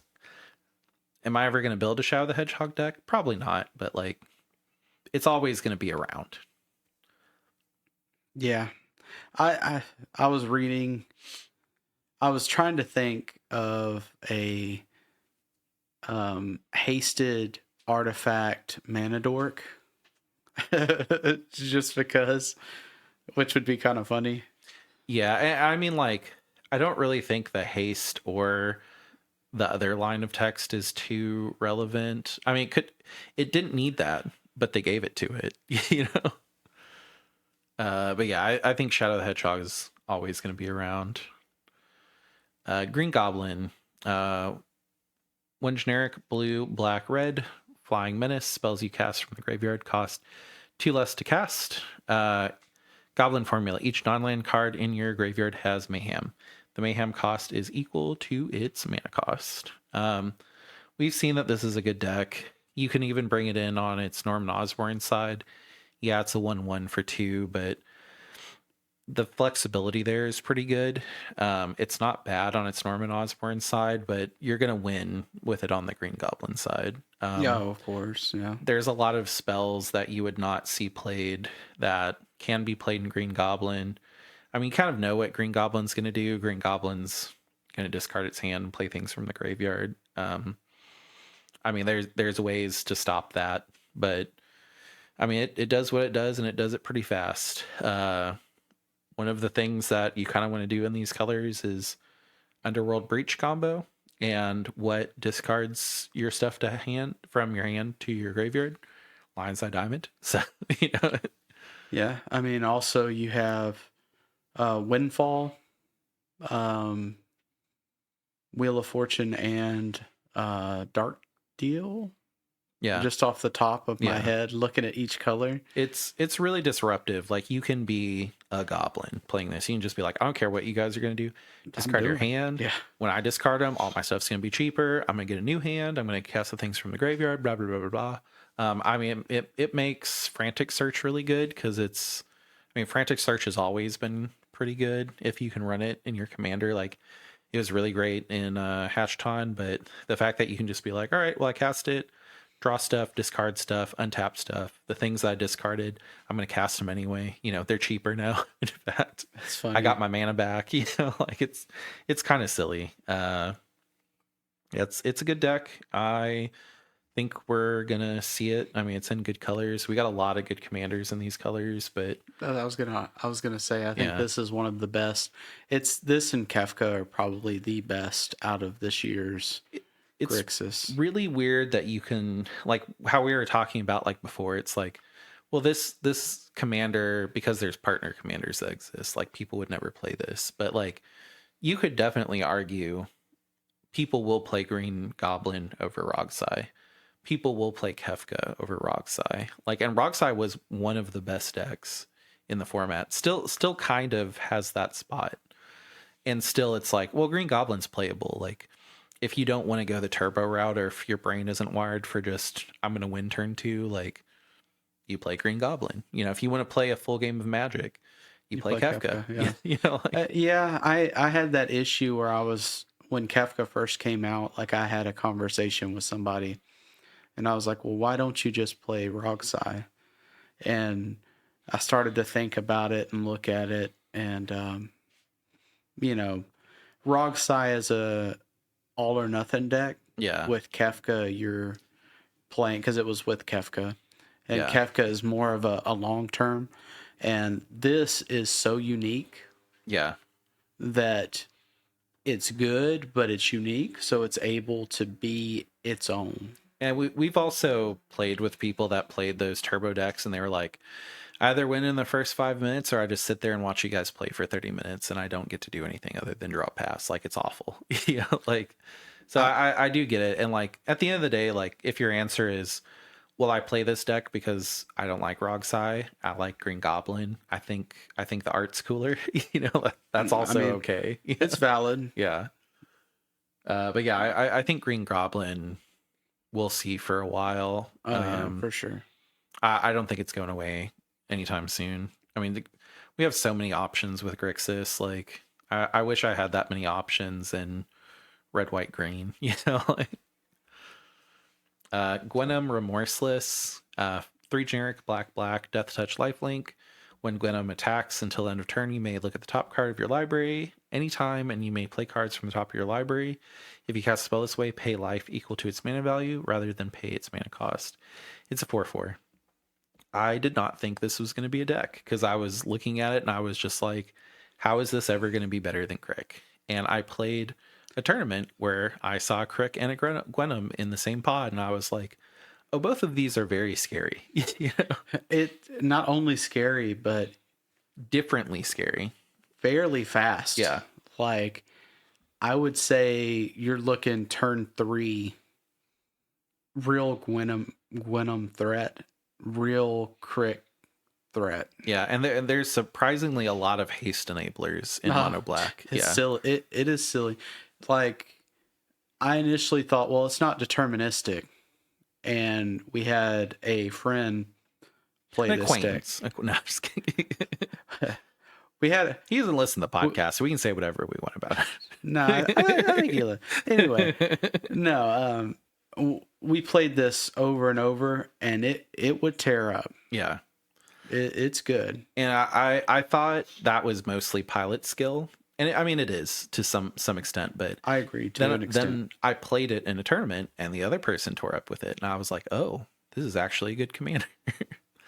Will this see the test of time? I don't know. I will say that the people I've talked to, they've played it and they've been like, yeah, it was fun, but I'm probably going to do something else. Like, it didn't have the loyalty that a lot of people have to Crick. Like, there are people that play Crick that are like, I'm never putting it down. I love it. You know, and like, you always see it in tournaments, and I mean, it does, the people that like it do perform with it. So, will this one see the test of time? I don't know, but I've seen it a lot, and it's continued to be in tournaments. Will we see it in 2026? Maybe. I think that if you don't see it, it's not because it's bad. I think it's because either there's another option Yeah. or it's I think it's just the option. I really think that the deck is still good. I think that it'll be, I don't want to say evergreen, as far as if this is the style you want, this is evergreen. Like, this will be there. But is it the best deck in black? I mean, really, black has so many challenges being monocolor, and personally, I think Keurig is the best fix for the challenges. Yeah. For me, Keurig, if you have 10 life on Keurig, you're never out. You know, like, I've seen people discount and be like, well, we stopped Keurig, like it's done. And then Keurig will just sit there for 3 or 4 turns and then gain a couple life and then just be like, and now I can go again. Yeah. Gwenum, I don't really think is there. I mean, Gwenum costs 5 already. Are you going to cast Gwenum for 7 and then it's still be able to swing with it? Maybe, you know, like, The problem though is, like, do you force it? Do you kill it? Like, if you have the swords, you usually use it on it. However, there's usually other threats as well. So I mean, I see this deck sneaking in too. yeah. This one is kind of like Storm, where it has a point where it's like, okay, they're moving to combat. Cool, let me Talon Gates it, let me Swords it. Crick is, oh, okay, Crick is casting stuff. Like, I'll stop this one, and then Crick's like, cool, I'll just cast something else for life. I do think the crown of mono black is on Keurig for sure. Yeah. However, this one is it's a very interesting option. Yeah. It does a lot. Yeah. Um, I'm also just so surprised we're talking about so many cards from Spider-Man that are good. This doesn't go. I don't. You don't see this anymore though. I saw it at the last one we went to. Really? Yeah, the Blue Jay. Yeah. I mean, think people just like it. I hadn't seen it there either. I've seen 3 different people play it. Like that. That was I, I also thought about not putting it in, but I was like, if I've seen 3 other people play it, I have not seen 3 other people play Loot. I've not seen people like that's very fair. At that tournament, I didn't see it, but Gwen Stacy, 1 generic red, legendary creature, human performer hero. When Gwen Stacy enters, exile the top card of your library. You may play that card for as long as you control this creature. It's a 2/1. Gwen Stacy, I have not seen played as much as anything on this list, but I will say that it does have some cool combos because when it exiles, you exile the top card of your library. You literally can just flicker it over and over and over. I believe dramatic reversal on Gwen Stacy wins as well. So this may be a silly question, but if you were to displace her, this creature, Yeah, that was another one too. are you able to play the cards previously? Because technically it would be a new creature. It's the same creature. So like there's other cards that are like you may play the card, so it's because as long as you control this creature. So it's not stamped on it. Oh, okay. So the Okay. cards go into exile, and no matter what happens to Gwen Stacy, you will always control Gwen Stacy unless she leaves the battlefield. So Yeah, I you guess so. do have displacer lines. There's something else with dramatic reversal Icecron Scepter that I've seen. I have personally not seen this played, but I know that we haven't had a lot of options for just Sky, right? Blue, red, white. Yeah. And this was one that came up where people are like, "Oh, I'm actually playing this instead of Elsha of the Infinite," which was cool. Yeah, Usually I hear Elsha. yeah. And then the other thing I always look at is it's a 2-cost commander that gives you access to 3 colors right off the bat. Like that's one of the things that made Hashaton great, and the fact that you get immediate value from her. And it's also play the card, so like you could hit a land and be like, cool, I'm gonna play my land for turn. Yeah, I agree. I mean, it's got some solid lines. Yeah.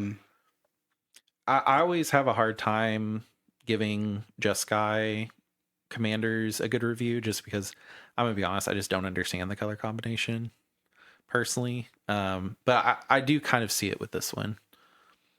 I agree. Displacers there. Yeah. Is Teferi? Can you do Teferi as well? I don't remember if Yeah. it's white blue or if it's white blue black. Yeah, you can do I don't think Teferi. I don't think he's Esper. Yeah, he's just blue white. So yeah, I think it would be. I haven't seen too many of them yet, but maybe we'll see them in the future. Yeah, I think it's an option that will be for those colors always. Well, not always. I don't know. Maybe I don't know. I'm honestly, I do not understand those colors. Like, next one is Taval, the balance scale. 1 generic black, green, blue, legendary creature, spirit dragon. Flying, whenever Taval attacks, mill 3 cards. You may return a land card from your graveyard to the battlefield tapped. Whenever 1 or more cards leave your graveyard, create a 2/2 black zombie druid creature token.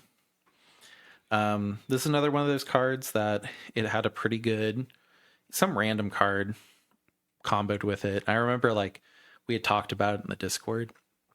I saw it in a couple tournaments, and I think people just stopped playing it. So, Yeah, I never seen this personally. I know that it's like Empty the Warrens or something like that. It has like some cool zombie combos, but yeah, I mean, I know that people were kind of heavy on it at first, yeah, and I mean it looks cool.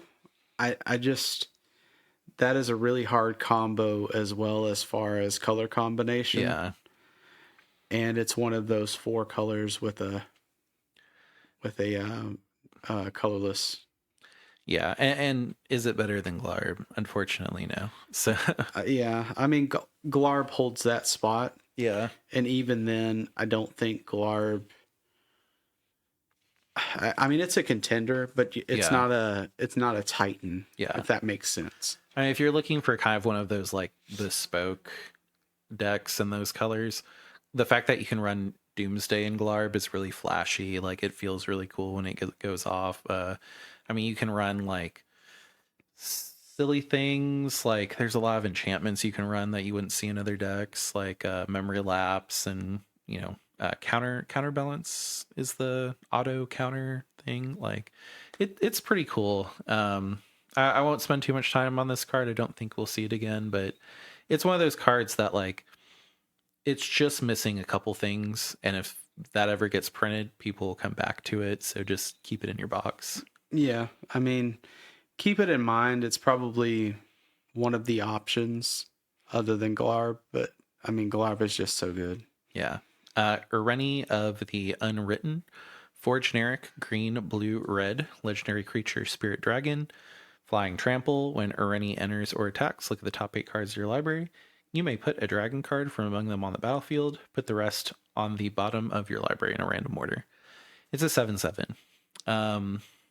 This is Atali, not Atali. Like Atali is pretty much like when you get to 7 mana, you kind of win. Like you'll just stumble into it. It does take some skill, but this one was more.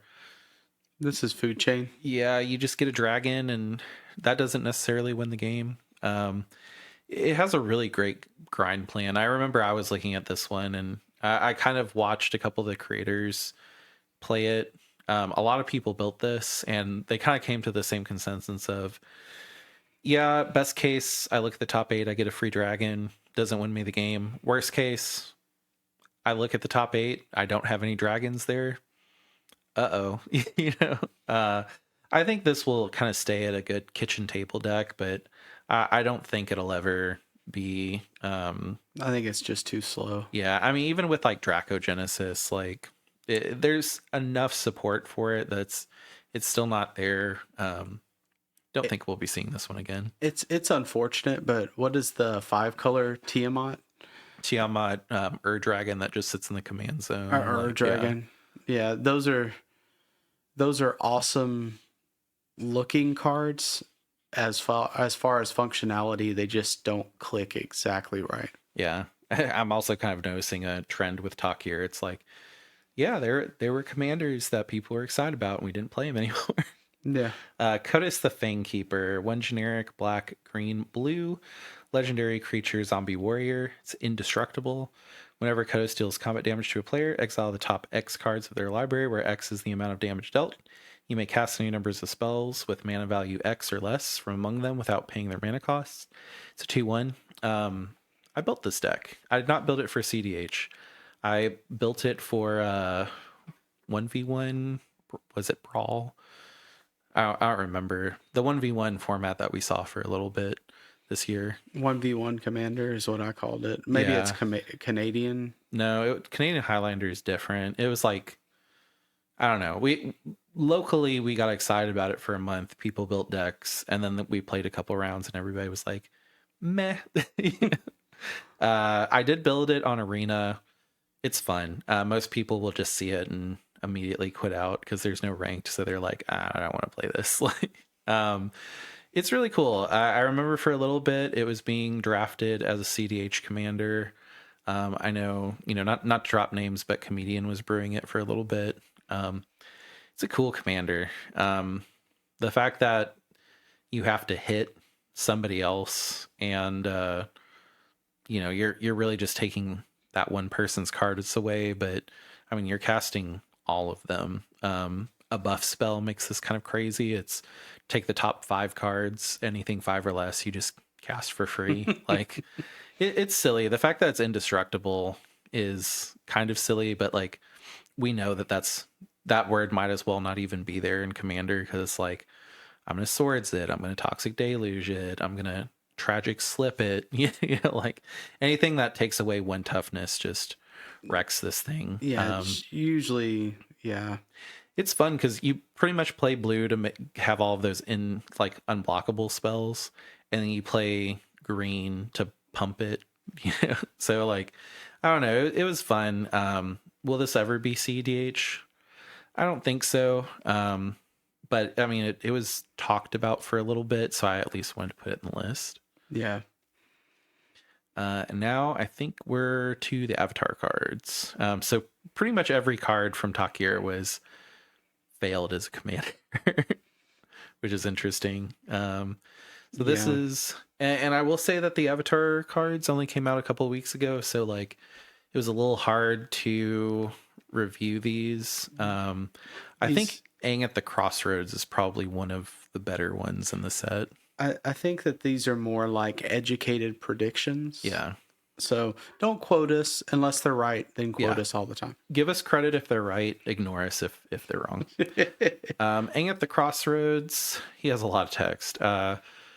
2 generic green, white, blue, legendary creature, human avatar ally. Flying, when Aang enters, look at the top 5 cards of your library. You may put a creature card with mana value 4 or less from among them onto the battlefield. Put the rest on the bottom of your library in a random order. Whenever another creature you control leaves the battlefield, transform Aang at the beginning of your next upkeep. Beginning of the next upkeep. It's a 3/3. The other side is a 4/4. I don't think it's as relevant. It just earthbends. Like, yeah, this. You go ahead. This is pretty much another food chain, to be honest. Yeah. Food chain delve, kind of like Atraxa. So it's food chain Atraxa, maybe? So this is very similar to a off meta but still seen commander. I mean, I'm sure if you've played against it, you know what I'm talking about. Garuda, where it's, okay, I just got to hit a clone, and then I'm literally going to chain this ETB till everybody's dead. You know? Aang is like that, but it costs 5. It's in better colors. You can actually silence and counter. You have green, so you can food chain. Food chain just kind of wins the game. Food chain becomes like, okay, I have Aang. Cool. ETB, I'll get a 4 cost. Oh, I have 5 more mana that I didn't have before. Exile Aang, pay his commander cost. Just with food chain, if it resolves, you can go pretty far with this combo. Yeah. As long as you can get Aang out and resolve an ETB, you're probably casting Aang a couple times, just mulching your own creatures. It has potential. I was looking at this deck to build it, and the more I looked at, the more I was like, it really just ETBs Aang, and then you just make a bunch of actions and kind of hope to win, which, I mean, if you build the deck right, you're going to win. But just didn't seem fun. The more I saw it played, the more I looked at the list, I was like, I don't know if this is for me. I do think maybe the Atraxa players will move over to it. I do think the Garuda players will definitely consider this. Bant really has Thras Yoshi right now, which it's in a really good spot. It's a crazy card. It's a really good deck. A crazy card combination. This one, I mean, if you resolve Aang, you might win. You know, like it's a 5 cost commander that, you know, all you gotta do is maybe cast it, and then you've got all of those doublers, the Star Sign Singer or whatever from EOE that doubles ETB triggers. You've got Katara from that same set that is green, white, blue, that she doubles ally triggers, which Aang is an ally. Like, it has a lot of things that work for it. Any clone that's 4 or under will go in the deck and just copy it, and it has legs. I think we will see this one for a while. Yeah.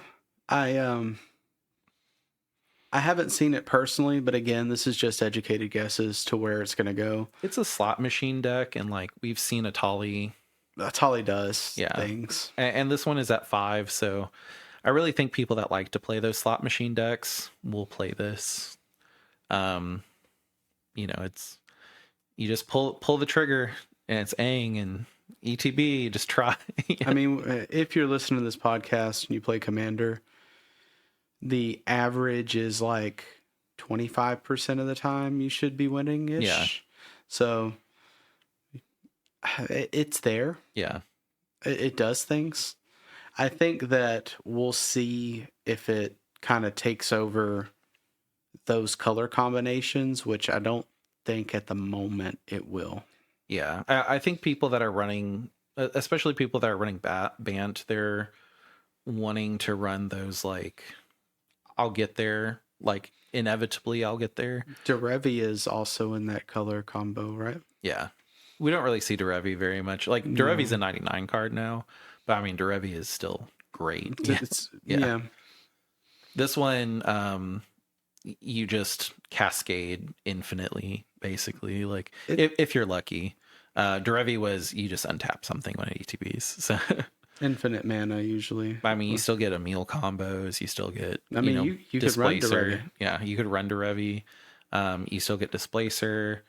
I mean, you put all of your creatures out. One of those creatures are supportive parents. You tap all of your creatures down that don't have haste.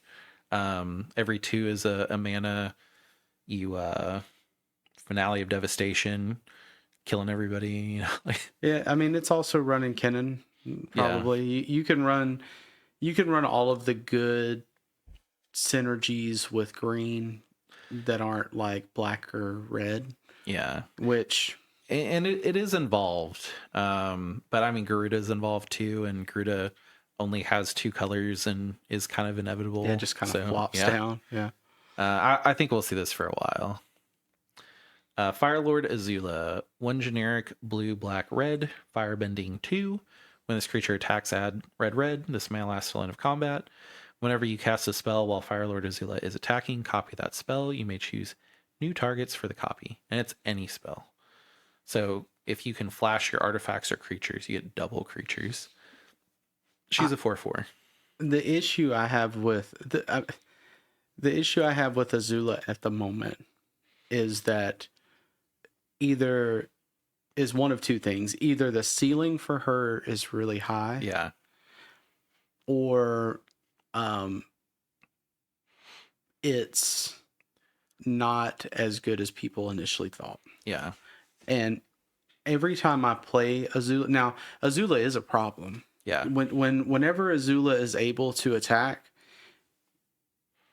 it is an issue. I've played a game with Azula where I had to spend multiple countering copies of cards and all kinds of stuff to stop it. Yeah.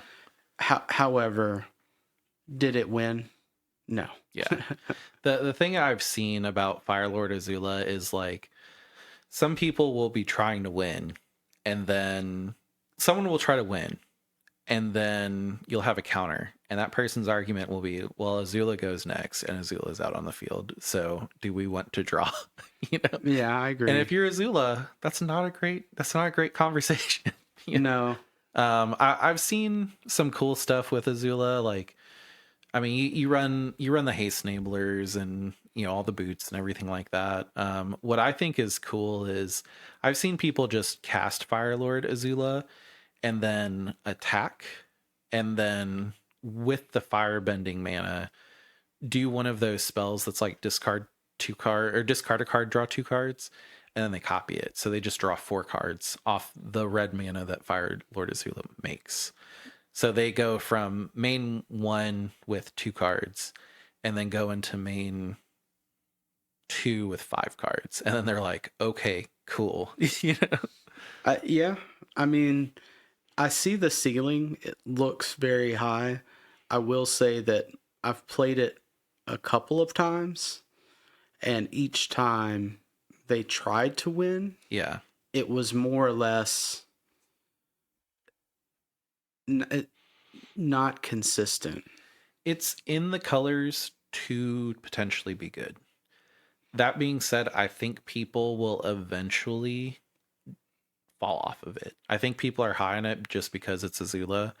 I think eventually people will be like, why am I not just playing Green Goblin? Or like, why am I not just playing Kefka for one more? I think that's the problem. And then also like the same conversation of, I've seen too many times where people are like, well, Azula's out and goes next. If you want to counter my thing, cool, but then Azula's just going to win. So do you want to tie?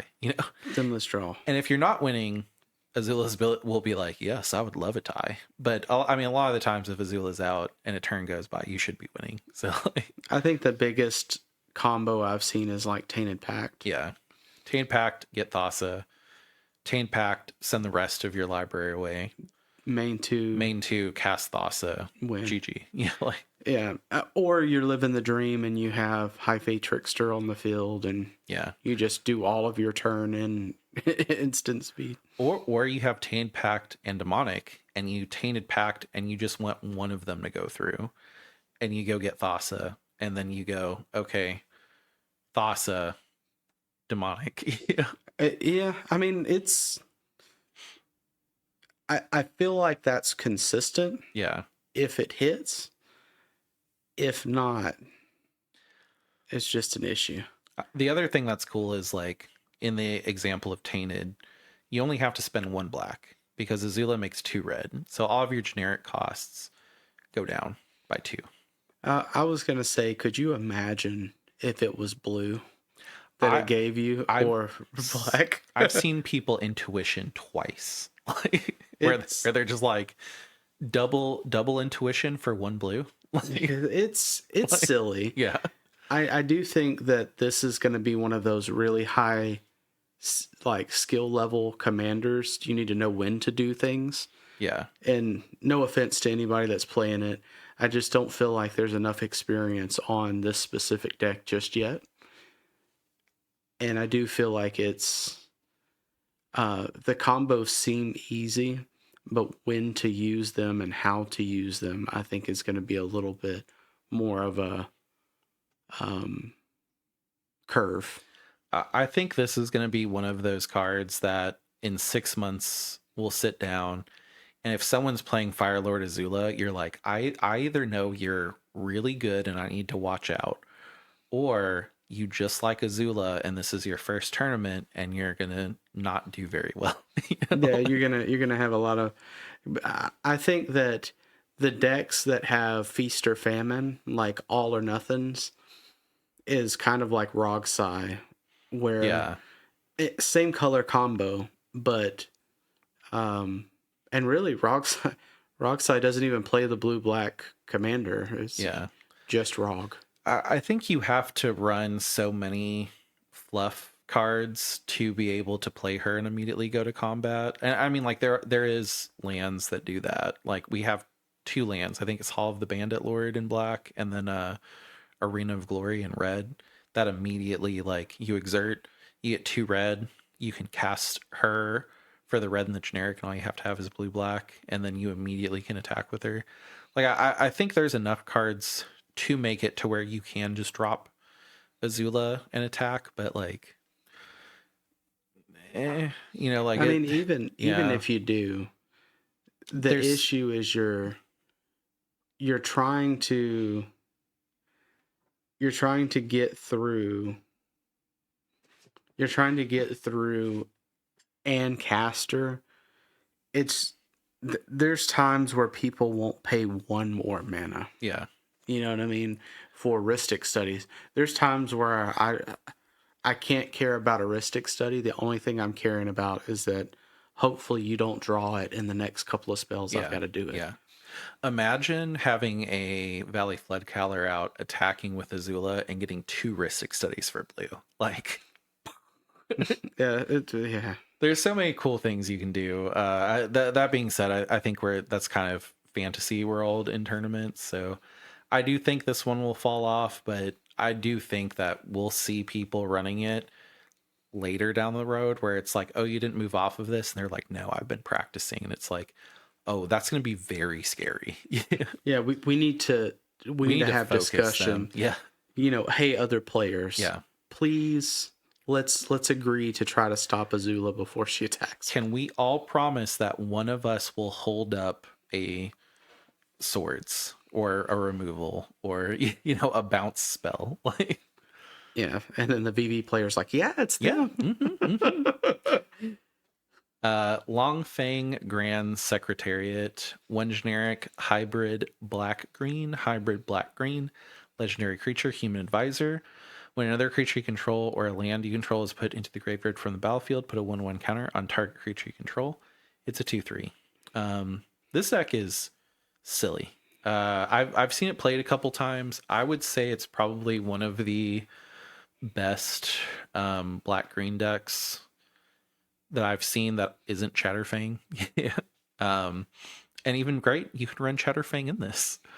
It benefits off all of the things you want to do in Golgari.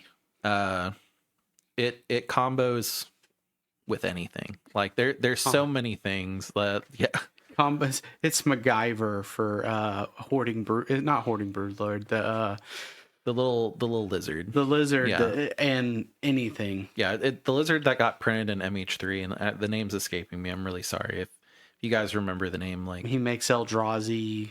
When you put a counter on him, he makes an Eldrazi, and then Longfang, whenever something dies, you put a counter on something. So he comes out, you put a counter on him, create an Eldrazi, you sack it. That triggers Longfang. You get infinite colorless, you know? And then as long as you can go get a Skull Clamp, then you're like, cool, I'm going to draw my entire deck. I'm going to have infinite colorless. It's silly. I think this is one of those decks that not very many people will play, even though it's good, but we'll see it climb up into top 16s and people will be like, where did that deck come from? Like whenever we started to see Chatterfangs climb up to top 16s, top 4s, it'll get there. It's good. I really wish they would come out with a card that would make all creatures tap for a green. Yeah. Or, one that makes creatures tap for any color. Yeah. In green. Oh wait. Yeah. They have Badger Mole. Yeah, I was about to, the other thing that's kind of silly is like you earthbend your sack land, you sack it, it goes to the graveyard. You put a 1/1 counter on something. Like the things that you want to do in CDH, just playing the game, make lands go to the battle, like from the battlefield to the graveyard. So like you're just natively making your creatures bigger, at the very least, which can be relevant sometimes. Yeah. Yeah, because you showed me this deck, and once you showed it to me, I was like, this is like Golgari MacGyver. Yeah. It's insane. Oh man, this is gonna get some hate. I think it's better than Chatterfang in the command zone, because Chatterfang in the command zone needs more higher mana cost things to kind of go off. This doesn't, and you can still run Chatterfang. Well, people will counter Chatterfang. I don't think initially anybody's going to be like, oh, we got to take this guy off the field. Yeah. I think that the homebrew advantage and the initial scariness of Chatterfang is going to make this way better than him in tournaments for sure. I will say the only thing that Chatterfang has as a benefit that I can just think of right off the top of my head is Chatterfang can always sack itself, because it just says sacrifice a squirrel, and Chatterfang is a squirrel. So if somebody tries to Gilded Drake Longfang, you're just like, oh. But at least with Chatterfang, you can be like, no, I'm sending it back to the command zone. Like, and how often will that happen? Like, probably not very often. Probably not. And hot take, you probably run Chatterfang and Brewmaster in this deck. Yeah.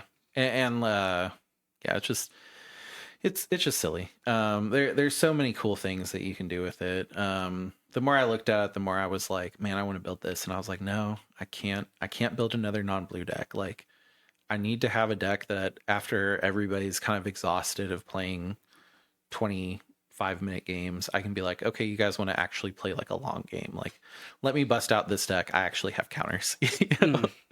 But I think this one will kind of sneak in. And I think it'll be around for quite a while. It's not as flashy as Chatterfang. And I think that's what will kind of keep people off of it, but it's pretty good. Sokka, Tenacious Tactician, 1 generic, blue, red, white, legendary creature, human warrior ally, menace, prowess. Other allies you control have menace and prowess. Whenever you cast a non-creature spell, create a 1/1 white ally creature token. I've seen this quite a lot. Well, not quite a lot. I've seen it I've seen people play it on YouTube. And it surprisingly has some legs to it.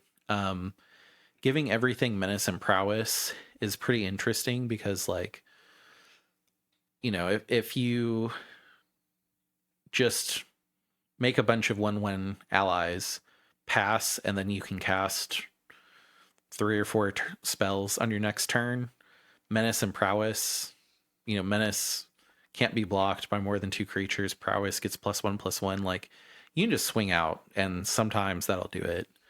The fact that anytime you cast a non-creature spell, you get a 1/1 white ally creature token is kind of silly, because then you can run things that sack things. So you can run all of those spells that are like, as an additional cost, sack this creature, get 3 mana, and then you'll replace that creature for another sack spell. Also, if you have a Phyrexian Altar, every time you cast something, you get mana. So, like, realistically, you could run a Underworld Breach combo and not necessarily need a Lion's Eye Diamond. Yeah, like, you could play Breach,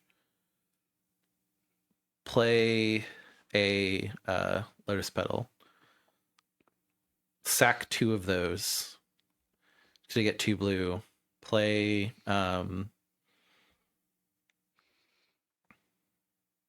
Bring Freeze, and just go off with that type of combo. There's a lot of things it can do. The fact that it and Phyrexian Altar basically reads, whenever you cast a spell, get a mana of any color. It is silly. So, it's not Burgy, but it's Burgy with extra steps that's better. And also, you do have the backup of, I'll just cast a bunch of spells and I'll leave all these creatures out, and next turn I'll spell sling and just swing out, and menace prowess, good luck. That being said, with the options that we've gotten this year for Jeskai, I don't really know. It's kind of hard to land the commander. Like, I think people will try it and we'll see it go down to tier 4, where it's like kind of kitchen table CDH. But if you're the type of person that likes combat and likes these colors, this is a good option for you. Will it be topping anytime soon? I don't think so. I don't see it being a high tier one. Yeah. I think there's gonna be players, if this gets popular enough, that kind of have brewer's choice, and that's really a thing for a lot of CEDA at like H tournaments, where you're like, I don't even know what this does really, and then it pops off. I will say this is probably my hottest take out of the Avatar set. Like, I do see this one falling off, but I've seen it run, and it does cool stuff. Like, yeah, I do think the other is the Golgari is kind of a fun take. Yeah, Thaka's more of, it's probably more consistent as far as player base. I will say, usually I look at Jeskai commanders and I don't get it, and that's the first one that I looked at it and went, oh, I could play this one. I get it. This next one is Toph, the First Metal Bender. 1 generic red, green, white, legendary creature, human warrior ally. Non-token artifacts you control are lands, in addition to their other types. At the beginning of your end step, Earthbend 2. She's a 3/3. Good grind plan. Makes you play all of these weird things where it's like, landfall actually matters quite a bit in this deck, because your Lotus Petal is a landfall. Turning your Candelabra into a land that can untap itself, silly. This is the card that everybody was pretty excited about. It was one of the first cards that were shown, and I do think I've seen it played. And a lot of people are like, all right, it's tough. I'm going to play my Candelabra. And everybody's like, that's really cute. But no. And then they're like, aw. Or like, all right, I'm going to play my Candelabra. And it's like, okay, well, I don't have a counter. but I'm gonna remove the F out of Toph. Like, here's the swords, and then they're like, "Aw." So it's one of those decks where it's been kind of like, "Oh, I'm gonna do the thing," and everybody's like, "That thing is very cute. I'm glad you tried." No, though. It's great that you're trying here. Here's a source. Yeah. This, I mean, and not to compare, apples to oranges, but I don't think this deck is as good as Rocco or ever will be. No, Rocco's so much faster. I mean, this is such a cool commander, though. Like, if you can play this commander and pull it off and, like, go to a tournament, I mean, even top 16, I'd be like, you won the tournament in my eyes. Like. Yeah, I agree. I mean, maybe you get them pods without blue or. Yeah, and I mean, maybe there's a card that's like, an artifact that's printed that like no one has really realized goes stupid with this, but like I just feel like there's so many. This isn't a deck that really says like, oh, you can counter whatever you want, like I don't care, I'm gonna keep going, like Obnixis. This deck is more like, I got Toph out, I'm gonna try this thing, can anybody stop me, can anybody remove Toph or counter my spell? Oh yeah, it got through, okay, I win. And the other thing is like, this deck, let's say you go infinite with Candelabra and Guy's Cradle. With just Toph on the field, what do you do with that green? Except just be sad and pass. Like it doesn't have a mana dump on it where like Thrasios does. Yeah. So it seems like the things that it's wanting to do is make infinite mana, but it itself doesn't have a outlet for that infinite mana, I think is kind of where we're gonna see the problem. I mean, it's I love good Toph, though. Yeah. I hope somebody makes this awesome. Yeah. I don't see it yet though. And I think it's one of those things where like people will bring it. They'll be like, yeah, I usually I play Blue Farm, but like this one is just close to my heart. Like I just wanted to bring it. Watch, in a month, this gets top 4 and I have to eat my words, but I did put it on the list. So I will say this is another one I unfortunately will probably say in 6 months we won't really see it anymore, other than just like, hey, I thought it'd be cool to bring it, so I brought it. Yeah.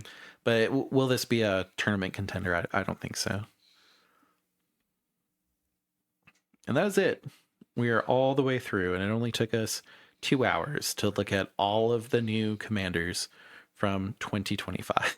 I think we did pretty good. Yeah. Next time, it will just be the cool cards that we saw come out that are useful. Like last year, Into the Flood Maw was one of them that we were like, imagine a world without Into the Flood Maw. I mean, Badger Mole, Cabbage Merchant, spoilers are going to be on that list, but I think we'll see in the next few months, not to sneak peek at the next one, because, I mean, we haven't even talked about it per se yet, but I think that Badger Mole and Cabbage Man are going to be like, imagine a world. Oh, yeah. I mean, I think those two are going to be the Orcish Bowmasters of Green. Oh, for sure. Yeah. Where it's like, hey, remember that, before 2024 or 2023, there was no, Orcish Bowmaster. Like, what did CDH look like back then? What did Green used to do before these cards? Oh, yeah. It's always cool to kind of reflect there, and not necessarily is the reflection something that is great for 2025, but like, I rewatched our 2024 episodes before we did this one, and I was like, oh, yeah, this is cool. I'm doing this every year. Because it was really cool to be like, oh, yeah, Bloomborough came out last year. Like, Valley Flood Collar had never existed before then. Like, we didn't really have any flash enablers outside of, like... I think High Fae, maybe? E-Zone. High Fae was Foundations. Was it? I'm pretty sure. I thought it was... what is the fantasy one? The Lorwyn? Not, was it? Eldrazi? Eldraine. Eldraine, yeah.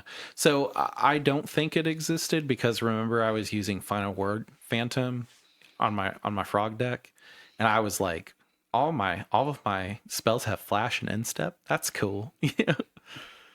But yeah, look forward to that. Will it be 2 hours long? Maybe. I don't know. If you guys got this far, please make sure you like, comment, and subscribe. If you're on podcast, please set them to auto download, and we'll see you guys soon. See you guys. Also, check out our link tree. Bye. Bye.